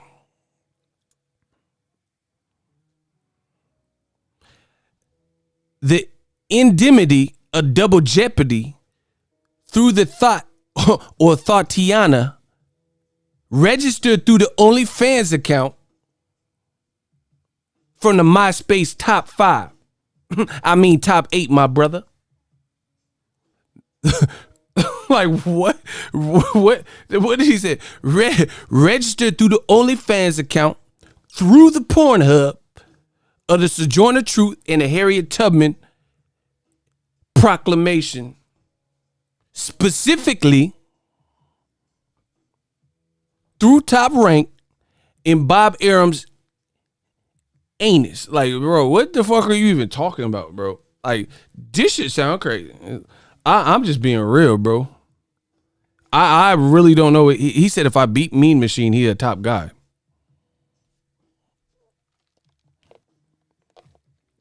Shout out to P. Briones. He said, all right, my G, you can have my bread. You won. Bro, I told you, I'm educated out here. I feel Bud Crawford, he getting sick of this, mixed with a little syphilis. I said, Bud Crawford, at this point, not being reintroduced to the PBC, he getting sick of this, mixed with the syphilis of the Michael Jackson vitiligo. Wherever you go, I go. Lego my ego through Legoland. Like, bro, what are you even talking about, bro? Bro, hey, Bob's a pimp. Man, sit right here, Crawford. This won't take long. Bro, I don't know if they hypnotizing motherfuckers at Top Rank. I ain't going to that Top Rank office. That shit, they filming Get Out Part 2, the Get Out movie. Nah, hell nah. I ain't going to that Top Rank office. Them motherfuckers. Christina Pancha, send him into my office. Oh, hell no. That motherfucker Get Out. Jordan Peele looking ass. He about to peel your potato. He about to peel your muffin cap back blue. I ain't going in that room. I ain't going back. I just got out of jail and I ain't going back. I ain't going back, bro. I'm the one. I'm God's son. Nasir. There ain't nobody like me in this boxing game. Bud is on his own, bro. I ain't going back. I ain't going back. I'm just throwing it out there because I guess if they fight each other, then all of them considered in the top, whatever, they top welterweights because they get to fight each other. But what about the person that lose? He's still ranked high? I don't get it. Somebody got to help me get it. Because every fight that I done fought, except the Khan fight, everybody was just like, man, you going to whitewash Khan.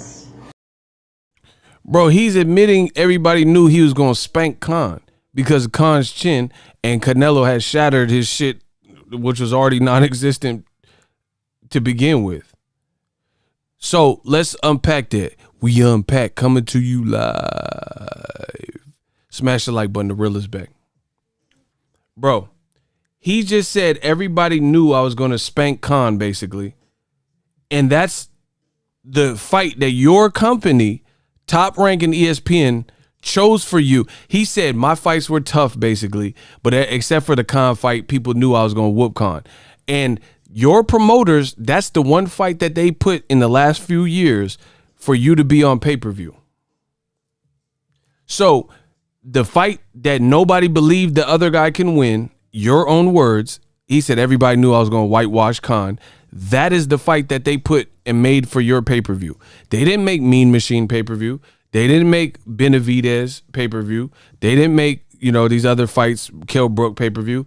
But the one fight that, through your own admission, you're admitting everyone knew you was going to whitewash Khan. Those are his specific words.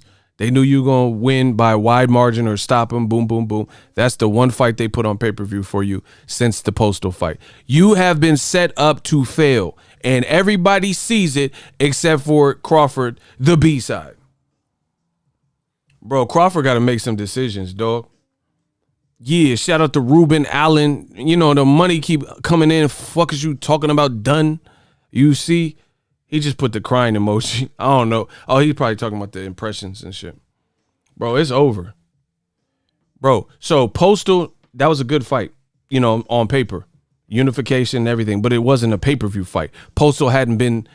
Bro, why would you put Postal Matisse on pay-per-view at the time and then jump Crawford Postal and make that a pay-per-view? It just didn't make sense. There was a good unification. It should have been a regular HBO. But HBO was trying to get out the game doing budget cuts, so Crawford got the wrong side of that. But that's what happened. And then he just admitted that the Khan fight, everybody knew he was going to win. And then, so that's twofold. Your one pay-per-view that you've had since being with ESPN, the Khan fight, you pretty much admit that Khan was a heavy underdog. Two, you're wondering why people are complaining about your resume, especially in recent years, but you just admitted that Khan, everybody knew that your pay-per-view fight couldn't beat you. Man, this is looking extremely bad for Bud. And at first I felt bad, but he keeps talking and making these points. I don't get it. Somebody got to help me get it. Because every fight that I done fought, except the Khan fight, everybody was just like, man, you going to whitewash Khan. But every fight that I done fought in the welterweight division, everybody was like, man, you going to lose. You too small. Okay, he's just outright lying. I'm going to just tell you that. This man Crawford just told y'all that all of my welterweight fights, everybody thought I was going to lose them except for Khan. Everybody knew. Who the fuck picked Crawford to lose any of these fights? Who was out there like, yeah, Benavidez finna fuck the boy up?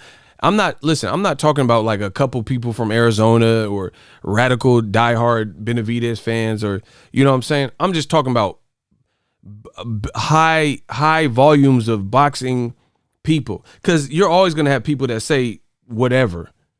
Who said that, bro? I pick Crawford easily for every fight at welterweight because he is a skilled fighter, and the guys he's fighting, I didn't see them even fucking with his style. So he's claiming, Terence Crawford out his own mouth is claiming that everybody thought that he could lose these fights. Who said you was going to lose to Jeff Horn? I knew that was an easy work. Bro, Crawford, he on his own. I told you. He's just saying some shit I can't agree to, bro. To each his own. Bro, I thought something crawled on me. My bad. I don't know how it looked on the screen. Felt like a rat crawled on my slippers. But it was this cord, this phone cord. Bro, that felt hella weird. Tickled my feet. My bad. I don't know how it looked to y'all, but I thought something ran across my feet. I was like, what the fuck was that? My bad. Players fuck up too. I don't know what that was. Bro. Come on, man. He's saying everybody thought he was going to lose welterweight fight. Who picked against Crawford for any of these fights? Bro. Bud is out here on his own with these talking points. Look. This is how I know what he's saying is not accurate. because I pulled up the odds. The opening odds for Crawford when the fight was first announced, Crawford, Kell Brook. Crawford was negative 1,000. That means you have to bet $1,000 to win $100. This is when it first, and then the week of the fight, or the day of the fight or whatever, if you would have to bet $1,667 on Crawford in order to earn and bank 100. So that means that Kell Brook was a heavy underdog. Heavy underdog. Look at these odds, bruh. If you bet $100 on Kell Brook, that means you get $550. So 100, you quadruple your money and then some. So he said everyone thought he was bound to lose at welterweight. All right. Mean Machine. Bro, this website says Crawford Mean Machine closed at negative 5,000. Come on, bud. Who the fuck thought you was going to lose to Mean Machine when the odds say negative 5,000? What that means is if you bet $5,000 of your money, you would have to bet $5,000 to make $100 profit. So if you wanted to make $200 on Bud, you would have to put up 10 racks. Come on, bro. So that's, man, I didn't want to do Bud like this, but this is the real. Somebody got to do it. I'm real. I got to be real. Shout out to Mr. Fist. That sound kind of sus, but Bud smoking that dip, homie. Hey, that dip. Hey, you out of pocket. Bro, if you wanted to make, according to this, bro, I'm the Stream King. Listen, if you wanted to make $200 profit by betting on Bud, you would have to put up $10,000. It was negative 5,000 versus Mean Machine. That's 2 fights ago. 1 fight ago, really. That negative 5,000, and he just told you. Oh, everybody thought all my welterweight. Let's keep going. Amir Khan closed at negative 2,000. You have to spend 2 racks to get $100 back. $2,000 on Bud. So these odds, it says Benavidez had the same odds because he was coming off of getting shot and all that. Negative 5,000. If you bet $100 on Benavidez, you win $800. Crawford and Jeff Horn, that was his first fight. Crawford, it opened up at negative 1,500. And then it closed at negative 1,046. So closer to the fight, the odds got a little bit closer. But that's still a lot. You have to bet over $1,000 to make $100. Man, come on. And Bud just told you out his own mouth. That's a lie, bro. He just told you out his own mouth that everyone thought I was going to lose. Nobody thought he was going to lose. We know Bud is good. And on top of that, look at the people that you're up against. We got a Cash App. $5 from Kenneth Thompson. Crawford going crazy. Bud taking them pockets. Mel, he won't address Bud, but he talked this BS. We getting Cash Apps, y'all.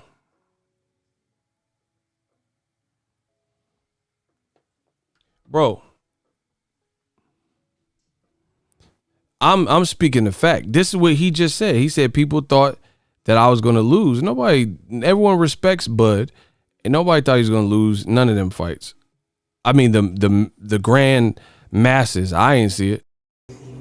All of them considered in the top, whatever, they top welterweights because they get to fight each other. But what about the person that lose? He's still ranked high? I don't get it. Somebody got to help me get it. Because every fight that I done fought, except the Khan fight, everybody was just like, man, you going to whitewash Khan. But every fight that I done fought in the welterweight division, everybody was like, man, you going to lose. You too small. I don't know. Some people, there's a lot of people that, thought I was going to win. But how I win That's when they say, oh, well, this guy's a bum. This guy is this. This guy is that. Terence Crawford ain't fought nobody. I ain't fought nobody. Dang. Everybody I fight, they say something bad about him after I fight him. Gamboa was too small. How was Gamboa too small when he just won a title prior to fighting me? Derry John was too small. Did he just say Derry John? This man just brought up the Derry John fight. Derry John, bro. Ricky Williams, he bragging about it. He sent a $5 cash app. I told y'all, didn't I tell y'all, get your mans? All right, Ricky. Ricky did say that. Bro, he just said Derry John. Bro, that was so HBO ago. That was so HBO ago. Like, bro, we talking about welterweight. You talking about Derry John. Like, bro.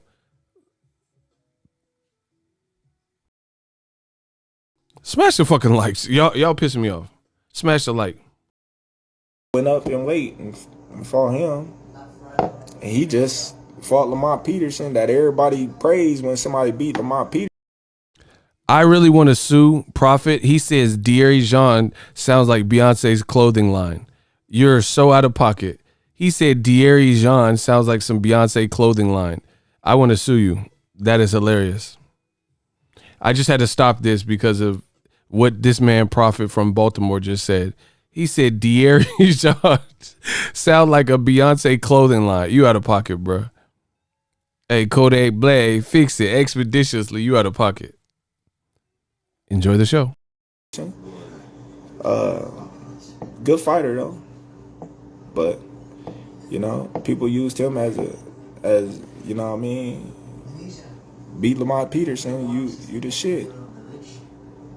But I don't worry about it. I just laugh because I just be having to remind y'all what y'all be saying that don't make sense to me.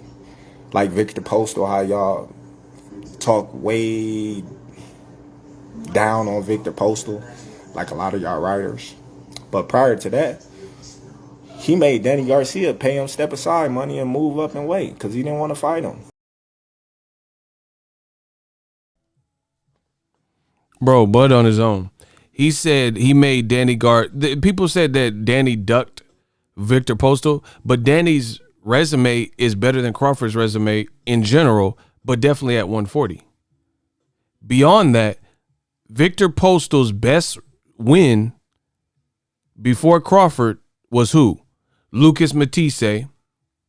Oh, that's right. The guy that Danny shut his eye, dropped him, and fought on the Canelo and Mayweather undercard that did over 2 million views, and he was the co-feature, and Danny spanked Matisse. What are we talking about, bro? See, Crawford always says, like in his little thing, he always throws out like, oh, this person don't box, or a lot of y'all fans don't box. You don't box, so you don't know nothing. But I'm spitting real facts. This is irrefutable. You can go to BoxRec and see what I'm talking about. Danny spanked Lucas, and Victor Postal prior to Crawford, his best resume name was Lucas Matisse, who quit in the fight and got stopped after Danny had spanked him. After John Molina took him to war and dropped Matisse 2 times before himself getting stopped. This is what happened. So people keep stressing this notion that Danny ducked Victor Postal, but at the same time, Danny had a better resume than Victor Postal, and he has a better resume than Crawford at 140. Danny knocked out Khan at 140. Crawford fought Khan at 47. Khan was a motherfucker at 140. Danny fought more of an in prime before Canelo, Amir Khan. Crawford got Khan several years, many moons later, after Danny had decimated his chin and Canelo had decimated his chin. What are we talking about, bro? And you're trying to make it like Danny ain't fighting people, but Danny, even let's just say he ducked Victor Postal, right? Shits and giggles, right? This is what I do, people. Let's say Danny ducked Postal. even with ducking Postal, his resume is still better than yours. So what are we talking about? Listen, I got to stand up for boxing. I can't let this happen on my watch. Even if Danny did duck Victor Postal, which is debatable. At best, it's debatable. Even though the guy that Postal made his whole name off, Matisse, as I just told you, got his ass beat by Danny. But whatever. Even if he did duck him, his resume is still better. And you ain't ducked nobody. I'm lying? Danny fought Zab. Danny fought Khan. Danny fought Nate Campbell, Kendall Holt, Eric Morales twice. He was lineal champ. He beat Matisse's ass. He fought Peterson. I don't know if you want to give that to 147 because it was at a catchweight at like 143. Or if you want to give that to 140. What are we talking about, bro? And Crawford is brainwashed into believing this. He think he Floyd Mayweather. That's what I'm starting to think. He think he's accomplished so much in it, like his ego or whatever, that he think he Floyd. He talking like he Floyd. Bro, Floyd fought everybody. Floyd fought everybody. You haven't, and Floyd also left Top Rank to become his own boss and, you know, work with Al Heyman, and they made moves, so he got everything he wanted out the game and made millions doing it. You aren't getting great promotion and aren't getting the names that would define you. So it's no comparison. You can't beat Mayweather, you know, if you don't have that type of competition level or anything. And why he's steady, like, you know, saying whatever about Danny and Porter, all of them got better resumes than you. Keith Thurman don't got a better resume than Crawford. I mean, come on. Ndongo or Pacquiao? I dare you to put Ndongo in there with a motherfucking Pacquiao, bro. Crawford's opponents couldn't beat people that these other guys beat, right? Or fought. Keith Thurman fought Pacquiao and lost. The knockdown could have been the deciding factor because he lost by split decision. If you put Ndongo in there with Pacquiao, Pacquiao will fuck this man up. Pacquiao, I want to, it's up to my, bro. Ndongo would get, bro, he would get punished. And he can be, Margarito's better than Ndongo. And he was fucked up. Cotto's way better than Ndongo. And he was fucked up at higher weights. Bro, Ndongo he'll get beat on like a Congo. Listen, bars, I said Ndongo, he'll get beat on by like a Congo. Like a drum by Pacquiao. What are we talking about?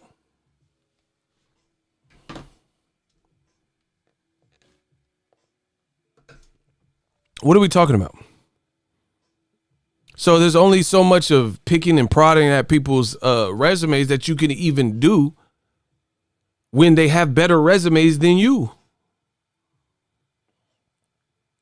Bro, Keith Thurman don't got a better resume than Crawford, and he fought a Hall of Famer in Pacquiao. He fought against Sean Porter, and he fought Danny. And Diego Chavez was real, you know, when at the time he fought him.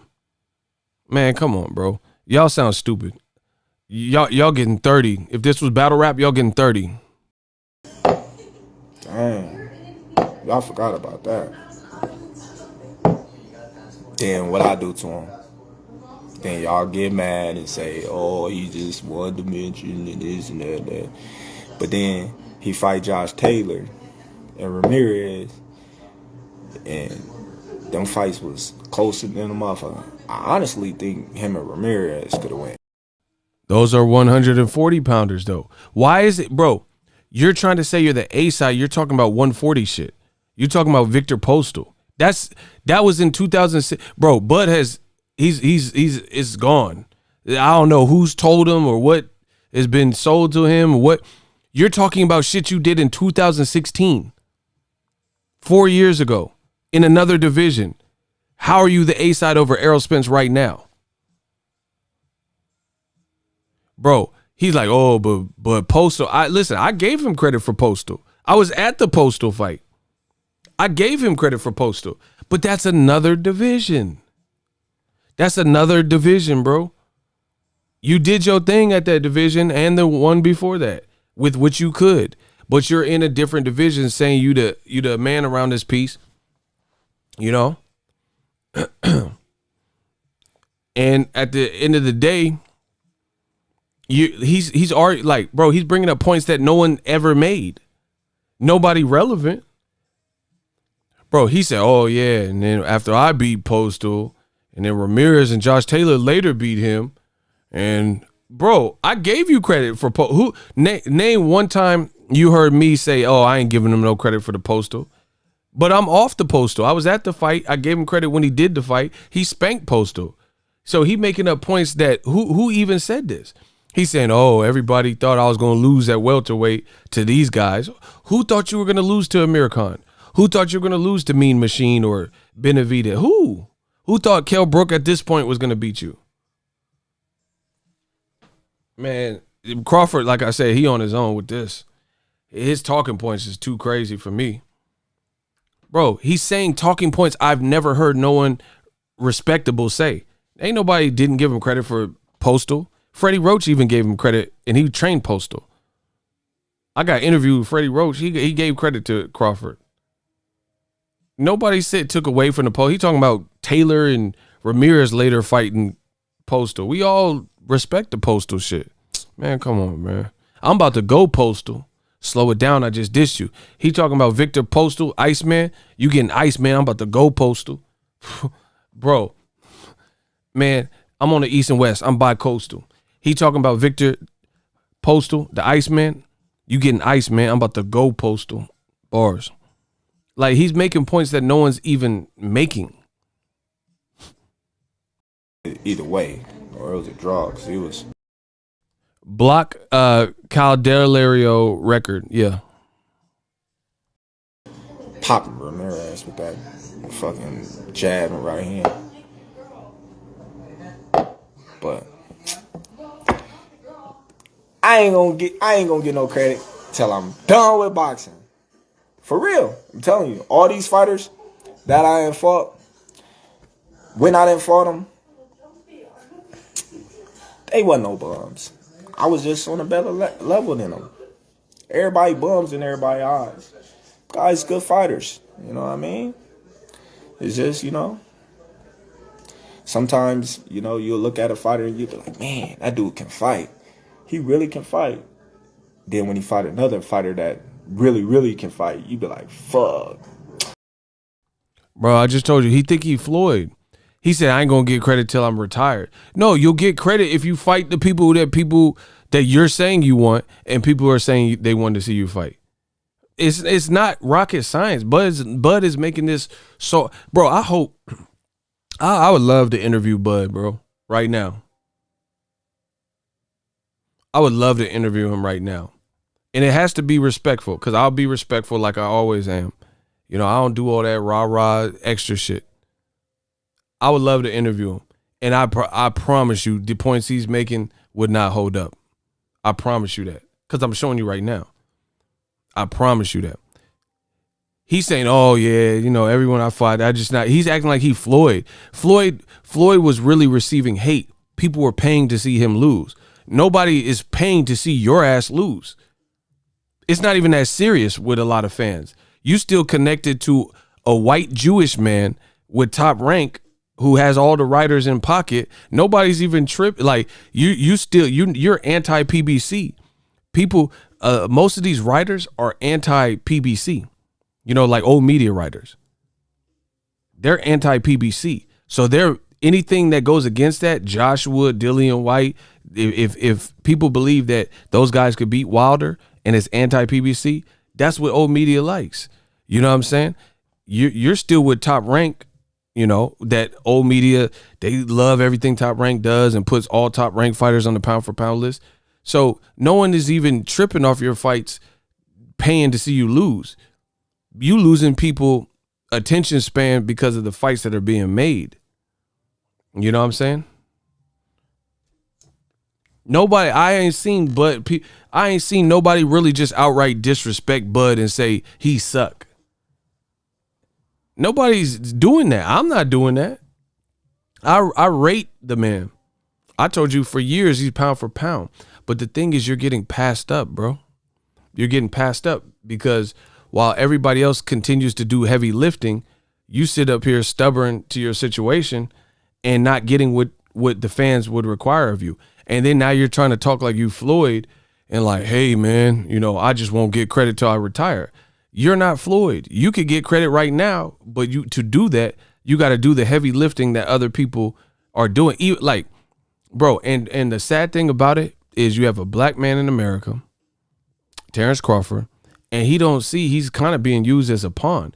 You are not being put up in situations to win.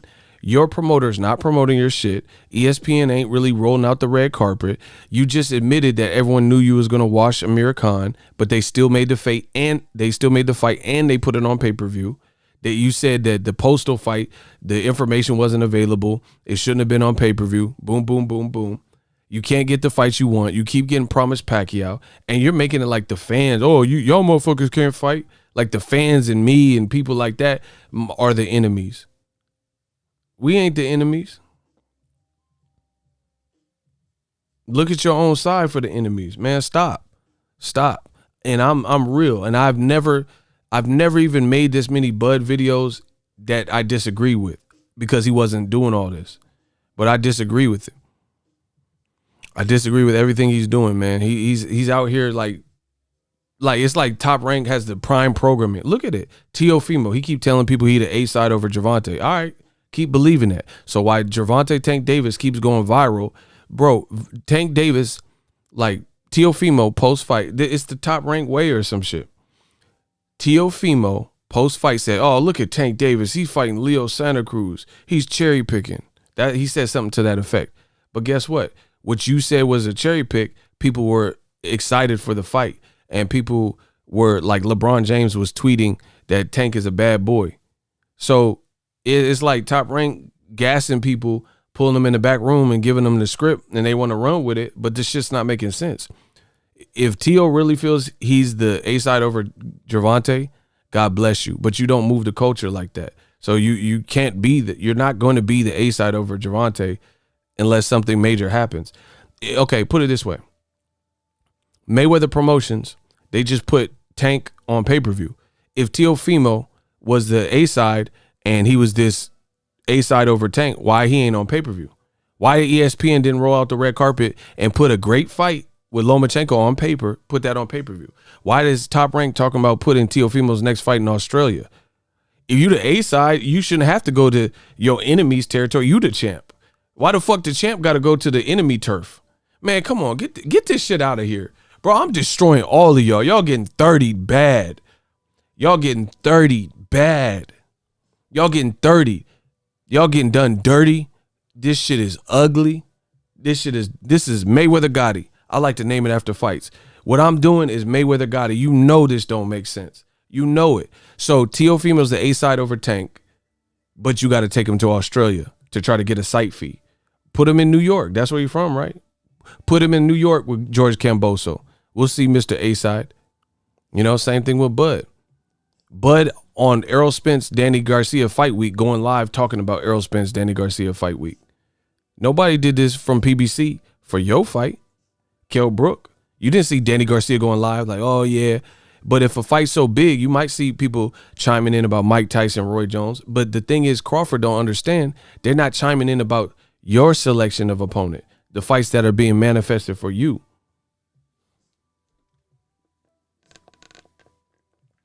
I've always said Bud is a great fighter. I need to see the great businessman. Floyd was a great fighter and a great businessman, so he had the right team around and made it shit make sense. Bud's saying a bunch of nonsense that don't make sense. Man, he was weak. He wasn't all that. But in reality, you just got to give that dude that he fought some credit because he was just the better man that night. You know what I mean? It's kind of like Danny Garcia and Keith Thurman. Both of them motherfuckers can fight. You know what I mean? But one got to win, one got to lose. Once again, you're inadvertently giving props to PBC. You just said Keith Thurman and Danny Garcia, both of them motherfuckers can fight.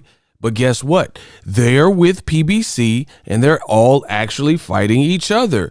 The only person complaining from the outside looking in, everybody on PBC in the welterweight division is eating Christmas dinner at the table, and you're the only one on the outside in the cold in the heart of December, and it's snowing outside, and they got eggnog and they got tea and apple cider. They're cutting into the honey glazed ham with the pineapple. They got the biscuits, they got the sides, they got mashed and gravy. They got ham hocks and greens and mac and cheese, and your ass is looking from the outside in the cold, seeing what other people are eating for dinner. That's the reality of it. You're watching them eat dinner. Bro, you guys' life look wavy. I'm just being real. When I see you guys, bro, his girl is bad. This motherfucker be in Miami like he's Scarface or some shit. His life looks cool. Like, you know what I'm saying? I don't want to be no other person. But what I'm saying is it looks like he's enjoying life and, you know, enjoying the fruits of his labor and happy he came to this motherfucker from Cuba. You see what I'm saying? His life look good, bro. He be having Rolex and listening to Pac and shit with his girl and shit. All eyes on me. His life look good. He part of the table. And if he ain't sitting down yet, he in the kitchen, you know, bringing his plate back to the table. He got something big probably coming up in 2021. And then you got a guy as great as Crawford, and he have to fight other people's leftover. Danny knocked out Khan in 2012, and then Canelo knocked him out, and then you get him after all that. And he's like, oh, but Keith Thurman, he wanted $10 million. Motherfucker, that's probably because he made that versus Pacquiao. You the only one that's not making that is you. Bro. The man is on his own.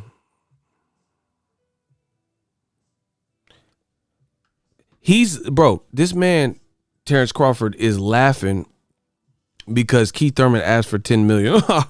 This nigga thinks he's gonna get $10 million. And the only one laughing is you. Danny Garcia got an interview. He said, I made $3 million versus Rod Salka. Why the fuck would I fight Crawford on take a away game on Top Rank ESPN for money I made Rod Salka? Bob Arum offered me $3 million or some shit. And Crawford the only one not seeing this.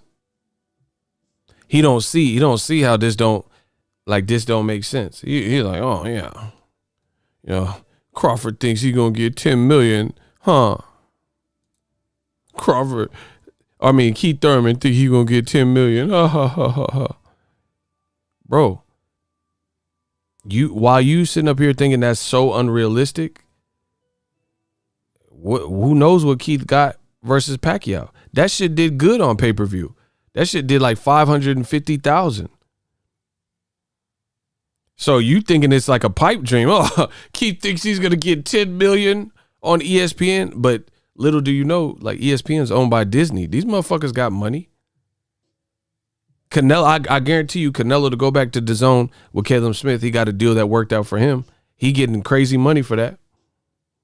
DAZN just need to fight, and they happy to have him back. Whatever.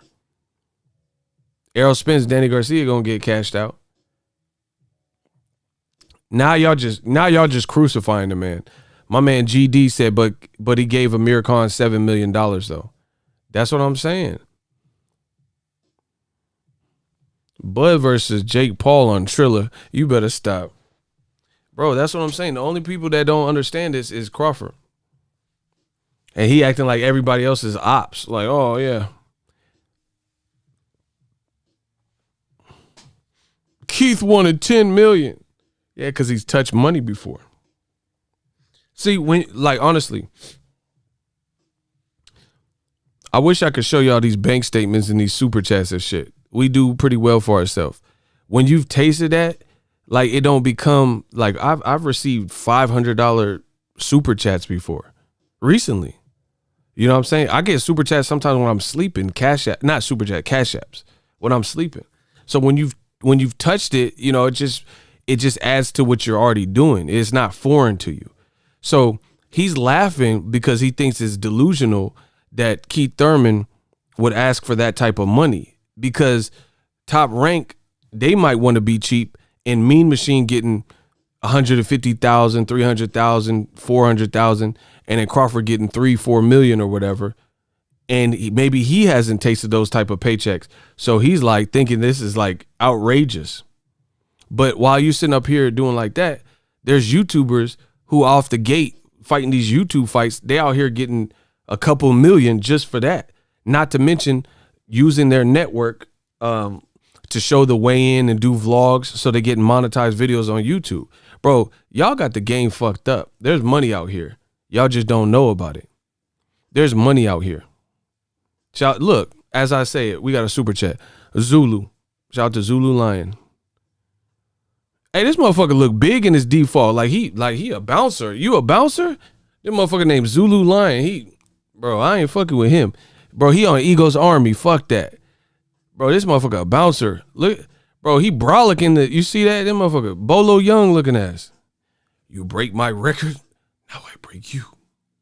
Like I break. This motherfucker strong. I could tell. Bro, ain't nobody gonna name themselves Zulu Lion unless they got something for your ass.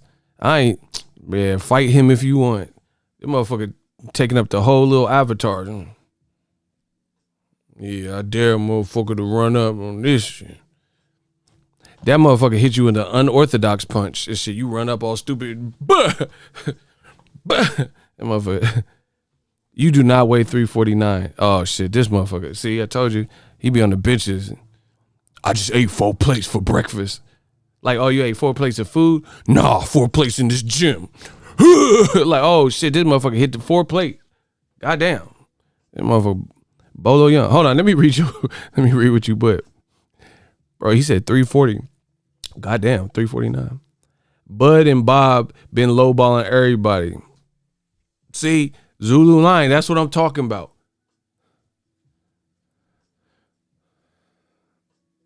That's what I'm talking about. Somebody said Demetrius Andre versus Jake Paul. Man, I've been cooking. Man, I really want the best for Bud. But what he's saying, I just can't get it. How are you the A side, but you using Errol Spence Fight Week to go live to talk about Errol Spence and Danny? Y'all really want to get cooked? Let's get the likes up. I'm about to cook y'all. I still got more in me. Pause. Y'all want me to cook? Look at what I'm talking about. Let's get the likes past 600. And if y'all want to hear this, can I get a hell yeah in the comment section? I'm about to go crazy. Listen.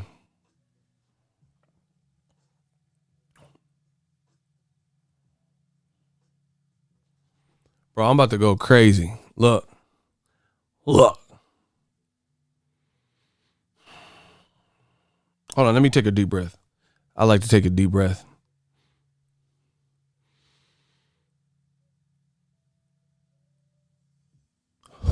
Okay, we good. We good. I'm about to cook the fuck out of y'all, bro. I'm not done. And everything I'm saying is logical. Y'all don't know about that logic. Y'all know about that logic. Y'all ready? Y'all ready? Box rec, right? Watch this. Watch how I cook, y'all. Hey, I need somebody in the chat to write some of these down after I call them out. Is that cool?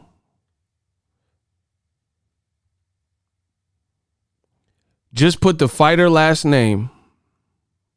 Watch this. Hold on. Can y'all do that? I'm going to call out a couple things. Right? Danny Garcia. Watch. It's a little call to action. Danny Garcia versus Sean Porter. So you could say Garcia Porter. It ended via unanimous decision. 12 rounds, right? So somebody type Garcia Porter, unanimous decision. Right? Thurman Garcia. Watch. Y'all got to feel me. Thurman Garcia.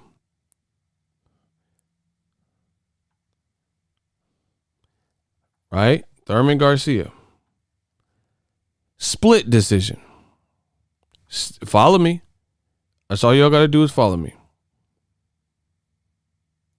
Thank you guys for putting it. Look, Danny Garcia Porter, unanimous decision. Thurman Garcia, split decision. Shout out to Cursor. Thank you. So you guys will see it on the screen. Okay. So just try to keep these in mind. Errol Spence versus Sean Porter. Errol Spence, Sean Porter, split decision. You see that? Errol Spence, Sean Porter, split decision. Right? Sean Porter versus you guys, split decision. Write these down. Write these down.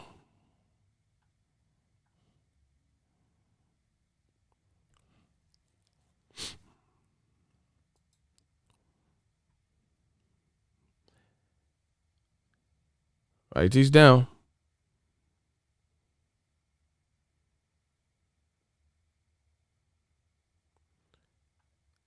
Adrian Broner, Paulie Malignaggi. Split decision. Broner Malignaggi, split decision. Right? Broner versus Paulie Malignaggi when he moved up welterweight division, split decision. Right?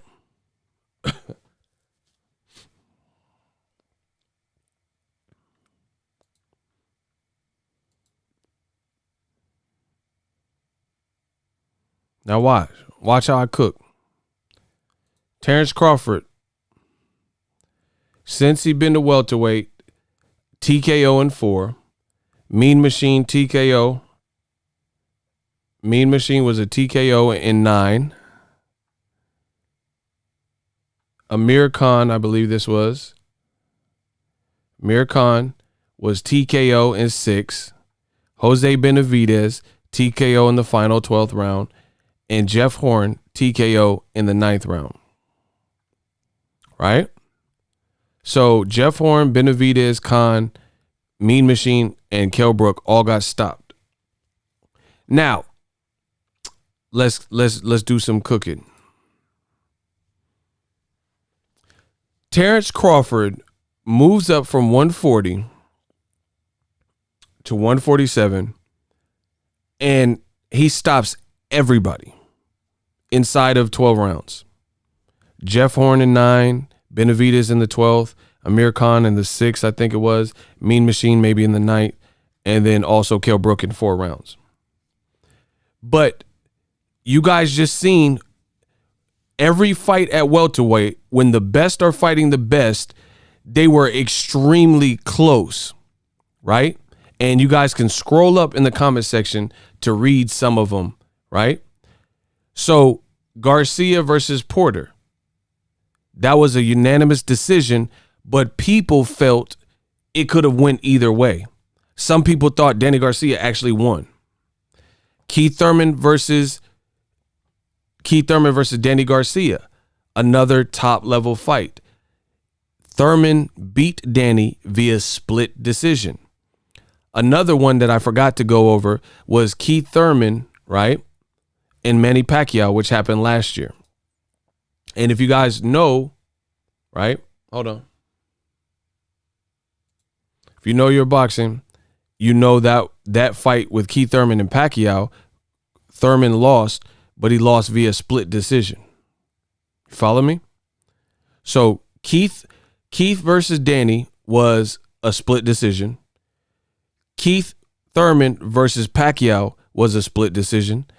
Danny Garcia and Porter was a unanimous decision, but in the fans' mind, it could have went either way. Sean Porter and Keith Thurman at the Barclays was a unanimous decision, but it could have went either way. They even booed Keith Thurman afterwards because a lot of people thought that what's the name won. Errol Spence fought Sean Porter, right? And he won via split decision. Ugas versus Porter, Sean won via split decision.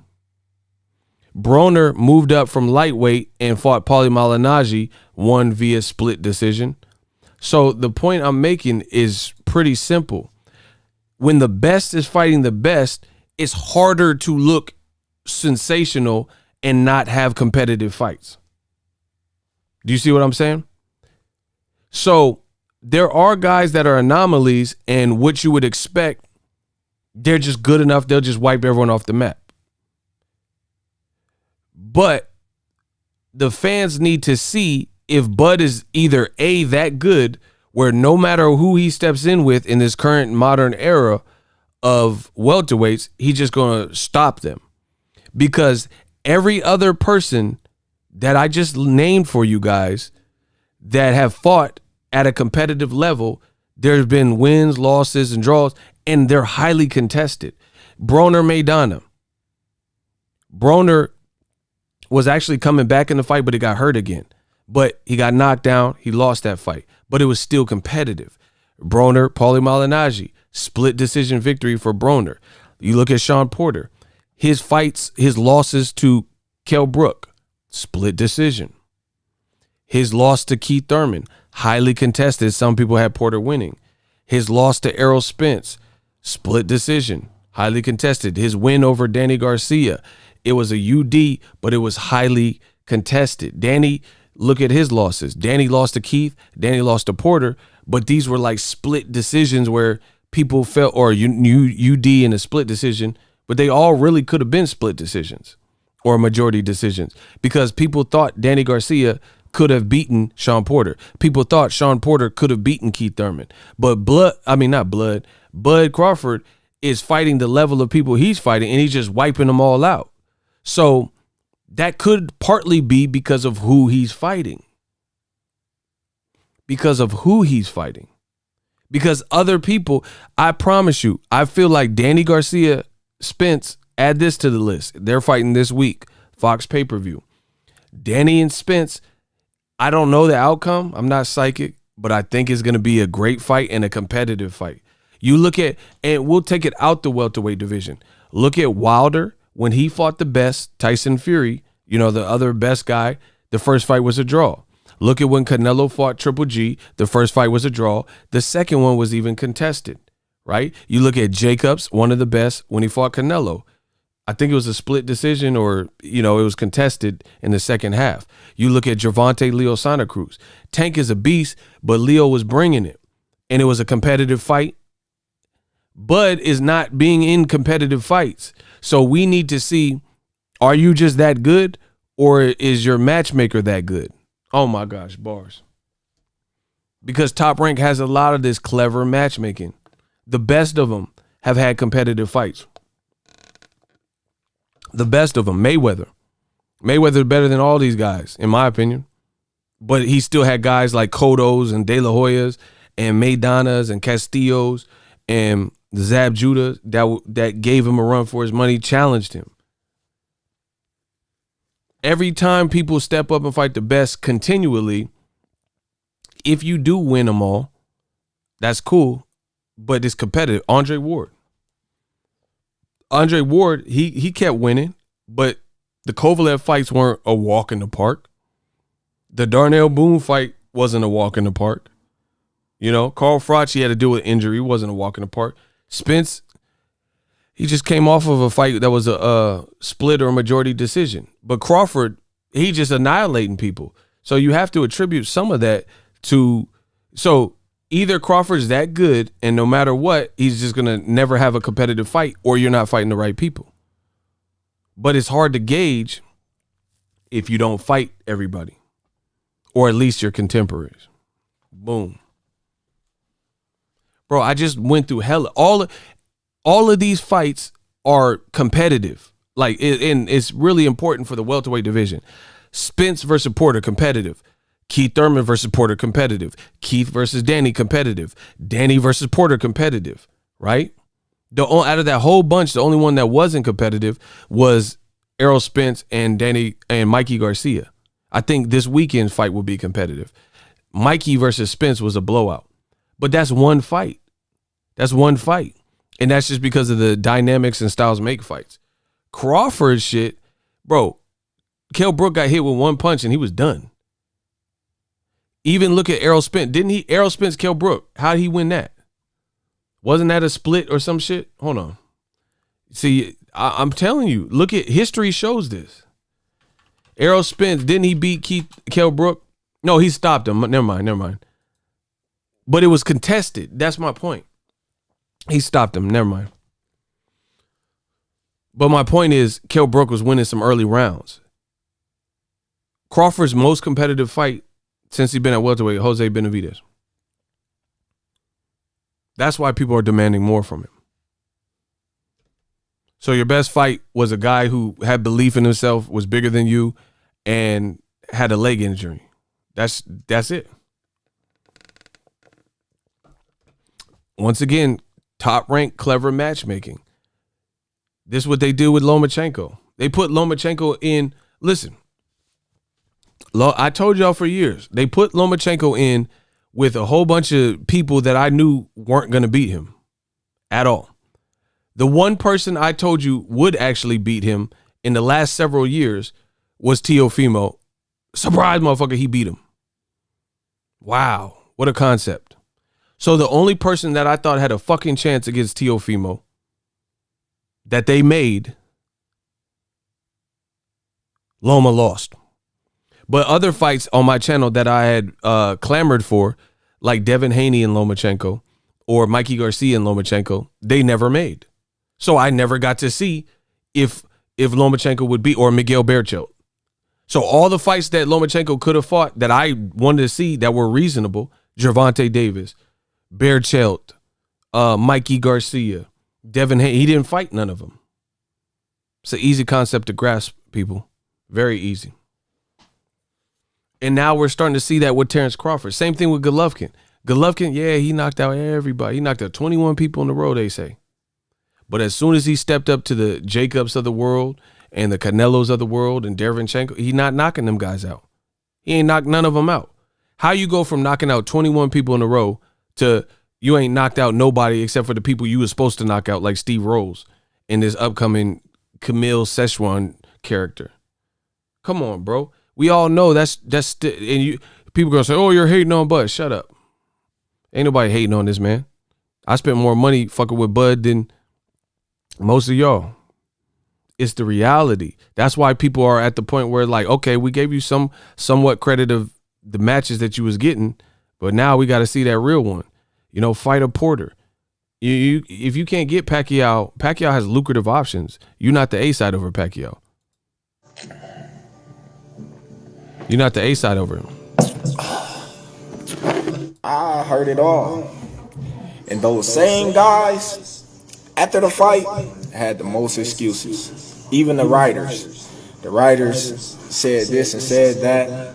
After the fight, you know, he was washed up. Now he was washed up. Prior to the fight, the man. Bro, Crawford is in denial. He keeps saying, like, no one's going to give him credit. Bro, people will give you credit if you fight the credit-worthy people. You're not Floyd. Nobody's just hating on you because they don't like you. People like, who doesn't like Crawford? I ain't met nobody who doesn't think Crawford's talented. He just kind of stay in his lane, family man, don't drink or smoke. He a good dude. But he has this notion, because whoever's feeding him, that people are just out to get him and he won't get credit till he retires. That's not the case. Bro, if he knocked out Kell Brook in 4 rounds, knock out Sean Porter in 4 rounds, how can you not give him credit? Go. If he knocked out Sean Porter instead of Kell Brook 2 weeks ago, how could we not give him credit? Gervonta knocked out Leo Santa Cruz, who had a loss before, but the way he did it and the way he looked, Tank is bubbling. Nobody would take, he said, oh, every time I fight people, they're going to make excuses. What excuse could, like, You could be the biggest Crawford hater. What excuse could anyone make if you knock out Sean Porter? What are people gonna say? Oh, that didn't count. They can't say Sean Porter got one leg. Sean Porter got shot in the leg. Sean Porter is an alcoholic. Sean Porter is a drug addict. Sean Porter has been inactive. Sean Porter ain't a real champion. Sean Porter don't have no power. Like, bro, there's nothing anyone could even say. The reality is you can be denial and go against the current, or you can just follow the current and make your next move your best move. If you knocked out Porter in 4, I'll be like, wow, this dude a monster. Ain't nobody gonna say, oh, that was just Sean Porter. Because Kell Brook didn't knock him out. Danny didn't knock him out. Errol didn't knock him out. You know, Julio Diaz got power. He didn't knock him out. Berto didn't knock him out. Ain't nobody gonna take away credit. Where's he getting this from? Block Joseph Thompson. You foolish infidel. He said Sean Porter got too many losses. Man, get this man out of here, bro. Get his stupid ass out of here. So you think you'll get more credit fighting Kell Brook in 2020 than Sean Porter in 2020? Get this motherfucker out of here, bro. They looking bad, bro. So Amir Khan don't got too many losses, and he been getting knocked the fuck out. Bro, Amir Khan be Ish.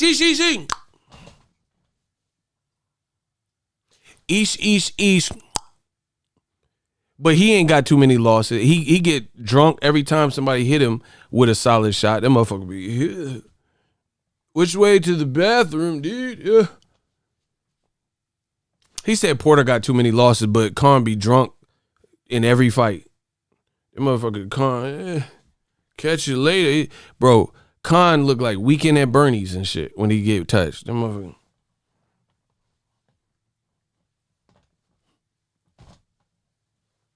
Weekend at Bernie, that motherfucker look like Chris Brown and shit. You like it what you see. I got all this heat that's on me. Bro, this motherfucker look like Chris Breezy when he get drunk in there. That motherfucker.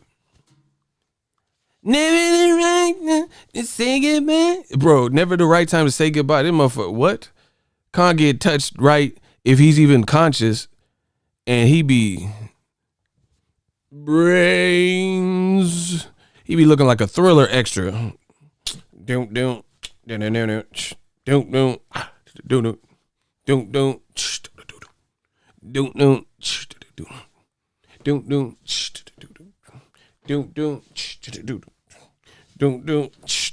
that motherfucker be on some Thriller vibes.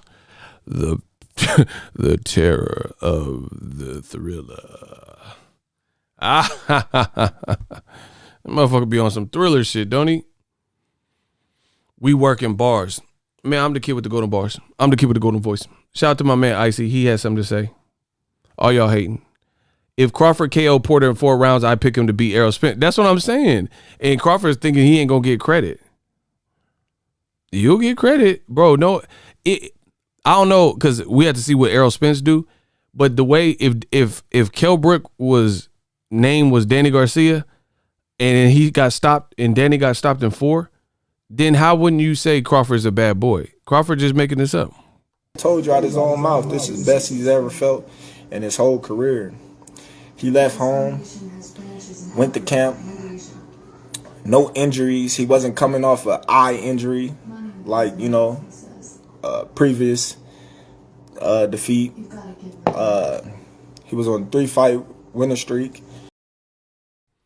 Bro, Crawford is saying some of the most casual points. He said Kell Brook felt good. What is he supposed to say? Oh, so basically, I felt like my shit and my eyes not holding up in my true way. Bro, he also switched out his promoter, switched out his trainer last minute, had 2 weeks to prepare. Bro, this man's all over the place, bro.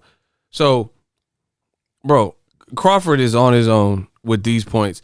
He just said later in this stream that I've already played, he just said that Kell Brook only had 1 good win. Now he's trying to, earlier in the live, now he's trying to big up Kell Brook and say that Kell Brook was shining and injury free and he wasn't coming off eye injury and he's coming off a 3-win. You can't even probably name the 3 wins he had before you.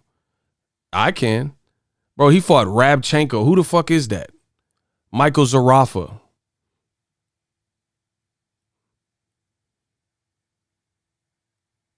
Come on, bro. And he's like, oh, yeah, he was feeling good. I mean, what's he supposed to say? Oh, man, so basically I'm feeling like Miss Shit. You know, Triple G really, he busted me eye with the chocolate brownie. Like, what is he going to say? Like, I mean, this just sounds real casual. Wow. Wow. Defeat. He was on a 3-fight winning streak. But I can't point out all these facts to certain casual fans because it just go over y'all head and y'all just believe what y'all want to believe, you know. Everybody say he old. Man, the man 34, I'm 33. What I mean, I'm old too. Bro, these are casual talking points. No, you're not old because you're fucking everybody up and Kell Brook is getting fucked up. I mean, bro, you can't be this dense. You can't be this thick, bro. He said, oh, he 34, I'm 33. What, I'm old? No, you're not old because you're a great fighter and no one's spilling you around the canvas like Kell Brook. What is it? Man, this is bad, bro. They need to. I told you the most dangerous thing is a camera and a microphone, bro.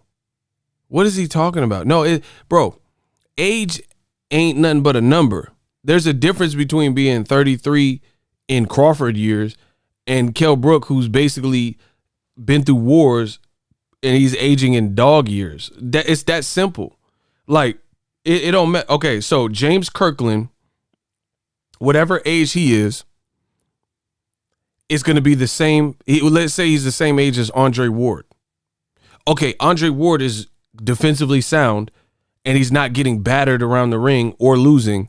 So even if Andre Ward and James Kirkland are the fucking same age, it's almost virtually like they're not because they have different styles. And James Kirkland be taking punishment with Glenn Tapia and wars with Angulo and getting knocked out by Canelo and getting knocked out by Ishida. I mean, bro, this really sounds like, why do I have to break it down to such a microscopic level? It's not just the age, because like if you're Bernard Hopkins, he be 50, 60 in there. But it's B-Hop. But I wouldn't want to see Jorge Arce fighting real fights at age 50. It's not, bro, it's not that hard to understand. He's making it like, oh, if you don't understand what I'm saying, it's over your head because you casual. No, what you're saying is casual. It's not the person's age. It's not Crawford's 34. Danny Garcia could be 34. Danny Garcia is not getting mopped up and his eyes broken in half in all of his fights like Kell Brook. And he's not doing stupid shit like going to 160 to fight good luck. Oh, hey, Max, when he had 21 knockouts in a row, bro. That's like, bro, Crawford is really losing me. I'm just being real. Like my pops was an auto mechanic, right? We'll use this. I'm the king of analogies. I'm the kid with the most analogies. I'm the kid with the golden voice. My pops was an auto mechanic, and in the military, he was a plane mechanic, right? You can have a 2012 car, let's say a Honda Civic, that some old lady took care of and drove moderately because she has, Instacart. So she don't really get out the house much. And she keeps her car clean. It's a 2012 car 8 years later in 2020. But then this other motherfucking 18-year-old get that same car or even a worse car, you know what I'm saying? And it's the same year and they run the fucking car into the ground, don't get oil changes, don't get tune-ups, don't change out their spark plugs, don't refill the fluids, don't fuck with the brake pads and get serviced. It don't matter that the car was manufactured in the same fucking year. What matters is this old lady has some upkeep and she got tune-ups and serviced her car. And then when the engine light came on, she took it promptly. She wasn't driving through apartment complexes where they got them high-ass speed bumps, bashing the the undertow of the car and shit like that. And this other motherfucking 18-year-old kid is whipping the shit and smoking weed and, you know, doing donuts and this shit. I mean, it's not the same car. It don't matter if they were made in the same year. And that's Kell Brook. Man, come on. I'm the greatest. It is what it is. I put it in perspective. You have to feel me. He's like, oh yeah, but they're both Hondas, or they were both manufactured in 2012. Yeah, that don't matter. It's how you took care of the car, bruh. It ain't the fact that the car is 2012. I know people who have older cars, like muscle cars and shit, and it could be from the 70s, but they restored the engine, the upholstery, and it looked better than motherfuckers that have newer cars, and I bet you it run better because of this is their lane, and you know they took care of the car. So it's like, why are we even playing these semantics? I'm the greatest. It's okay. Yeah, but smirking because what I'm saying make too much sense. I'm the greatest. You know, everybody old in their eyes when a man lose. I don't get it, man. They just can't. That's a great add-on. Somebody said, you look at the Carfax and one of the cars been in 5 accidents. That's another great addition, piggybacking off of the point I just made with the analogy. Yeah, you look at the Carfax and one's been through accidents. You know what I'm saying? That's going to be a different. Kell Brook been through accident with his fucking eyes. Look at his IFAX report. That motherfucker eye cyborg and shit. That motherfucker Scott Summers, Cyclops, optic blast. Stop playing with me, bro. Say I'm good. I'm great. You know what I mean? I train my ass off to get to where I am right now. I do my thing, you know.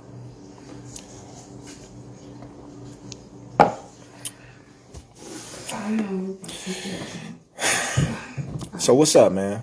What y'all want to talk about? But the truth is, we all love each other. I ain't old yet. Bad habits, so see, that's what I be talking about.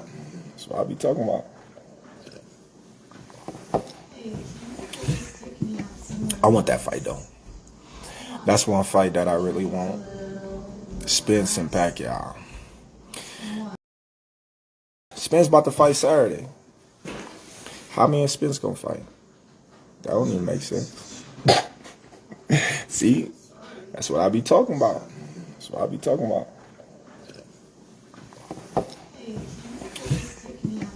I want that fight though.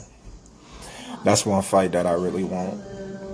Spence and Pacquiao. Them the 2 fights that I really want. That I really be looking forward to in the near future. I really want Spence just to show and shut everybody up and see what they're going to say after that. Because I know it's going to be a lot of excuses and bandwagon shipping. Bro, Bud has lost it. So now he's saying he wants Spence when Spence is fighting this weekend with Danny Garcia, which is no biggie, you know, whatever. But he just said, if I don't get 60-40, then I don't care about the fight because it ain't going to happen if it ain't 60-40 my way. And he also said, I don't even care about the Spence. I don't care about the Spence fight no more. If you can't get Pacquiao, who would you want? I already said I want Spence. Okay. You know what I mean? But that fight not going to happen because he already talking the 60-40 deal. And if it ain't 60-40 in my favor, then that fight is not going to happen. Okay. You know what I mean? Like, I didn't accomplish way more than he accomplished in his little career. You know what I mean? So, Little career. I don't care. I really, like I told people, I really don't care if that fight happened or not, no more. Mm. I used to be all up on that fight, you know what I mean? But the way things have been going these last couple of years, it just rubbed off on me. I don't care about it no more.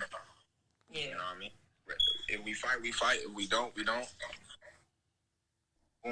But the way things have been going these last couple of years, it just rubbed off on me. I don't care about it no more. Yeah. You know what I mean? If we fight, we fight. If we don't, we don't. I'm not the one that is the reason why it didn't happen. And I'm not the one that they say, oh, well, you need Spence. Why would I need Spence?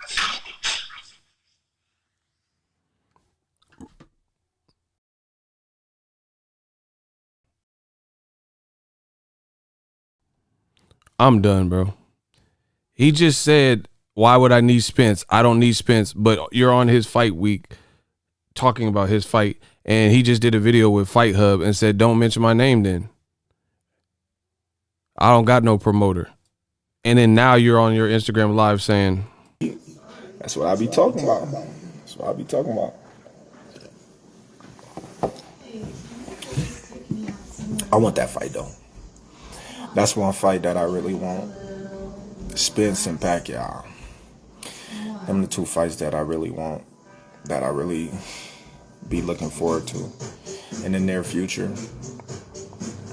I really want Spence just to show and shut everybody up and see what they're gonna say after that. I'm done. Bro, this is just a terrible look. If you support this, like how it's looking, then, you know, God bless you and peace be with you. I don't know what to tell you, bro. I just played the clip and he just said November 18th, and I know the date because my mama's birthday. He just said, I don't even care about the Spence fight. I don't give a fuck. I don't need Spence. And then after that, Fight Hub got an interview with Spence, and he said, all right, cool, man down. I'm fighting Danny. Don't mention my name then. Keep my name out your mouth. And then now today he's on Instagram live saying, I want the Spence and Pacquiao fight. But then his boy Bernie, Team Crawford, just said, let's leave Pacquiao to rot. This team is all over the place, bro. Bernie just said on his video that I made a video about, he said, man, fuck Pacquiao, let Pacquiao rot. But then he just said, the guy he's just said on the 18th, he didn't want to fight, Spence. Now he's saying, I want that fight to shut people up.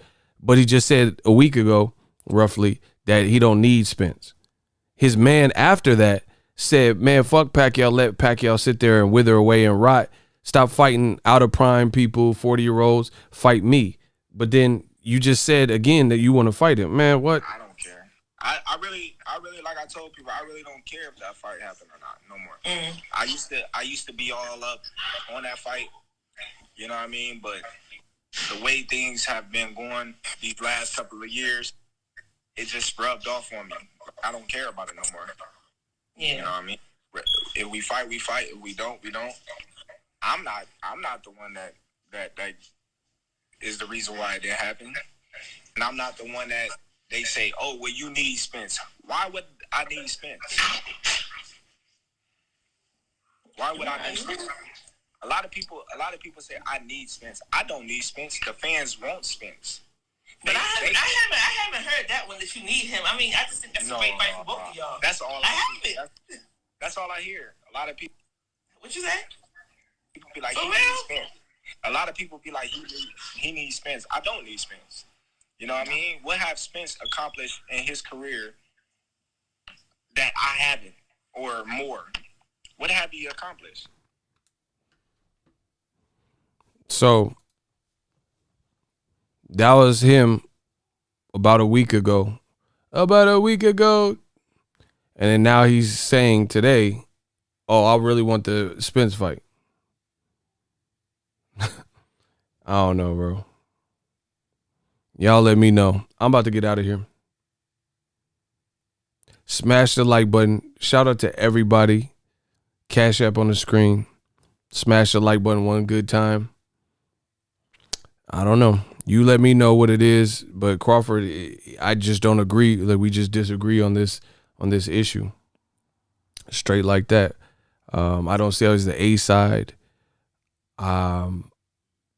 Spence says, stop mentioning my name. Spence about to fight this weekend, you know, and it's a great fight. Crawford later in this live admits that it's a great fight with Danny Garcia. He said it's 50-50. So you're admitting the ops, PBC, your rivals, are putting on a great fight. It was on pay-per-view. And from the sound of it, it sounds like Crawford's going to be tuned in and watching the fight. You dig? Let's get to 600 likes. And it's just contradictory. 1 minute you say you need him, then you said you don't need him. I mean, it's just all over the place. It's really all over the place. And I don't understand the angle. I don't understand how admitting that Danny Garcia is a good opponent for Spence and it's a 50-50 fight, how does that put you in the driver's seat negotiation-wise? Your promoter's throwing you under the bus and saying that I'm done washing my hands of you. My stepson is going to be in charge of your career because you losing me money. I mean, how? How can you be the A side? That's all I need to know. How can you be the A side with these types of things going on? P. Briones, what up? Manny Pacquiao said, God bless. Yes, it's up to. Shout out to Manny Pacquiao.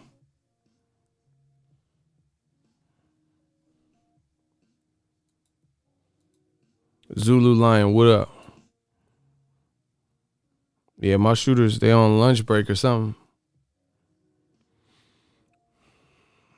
We'll continue to talk about it. Drop your thoughts in the comment section.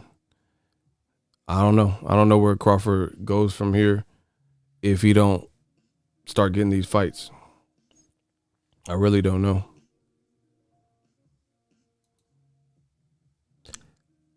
I'll be back with some more heat. Thank you guys for the support and checking out the video. Ryan Wright, appreciate you. He said they lucky ego. I ain't tripping. It don't matter. We made a lot of money today. I got my thoughts off my chest, made some money. Life is good. Anyway, I'll be dropping some more content. Is Errol Spence versus Danny Garcia fight week. You don't want to miss out. Just a lot of stuff to talk about. I'm hyped for this fight. I will be doing a Boxing Ego watch party. So come back on Saturday. Yeah.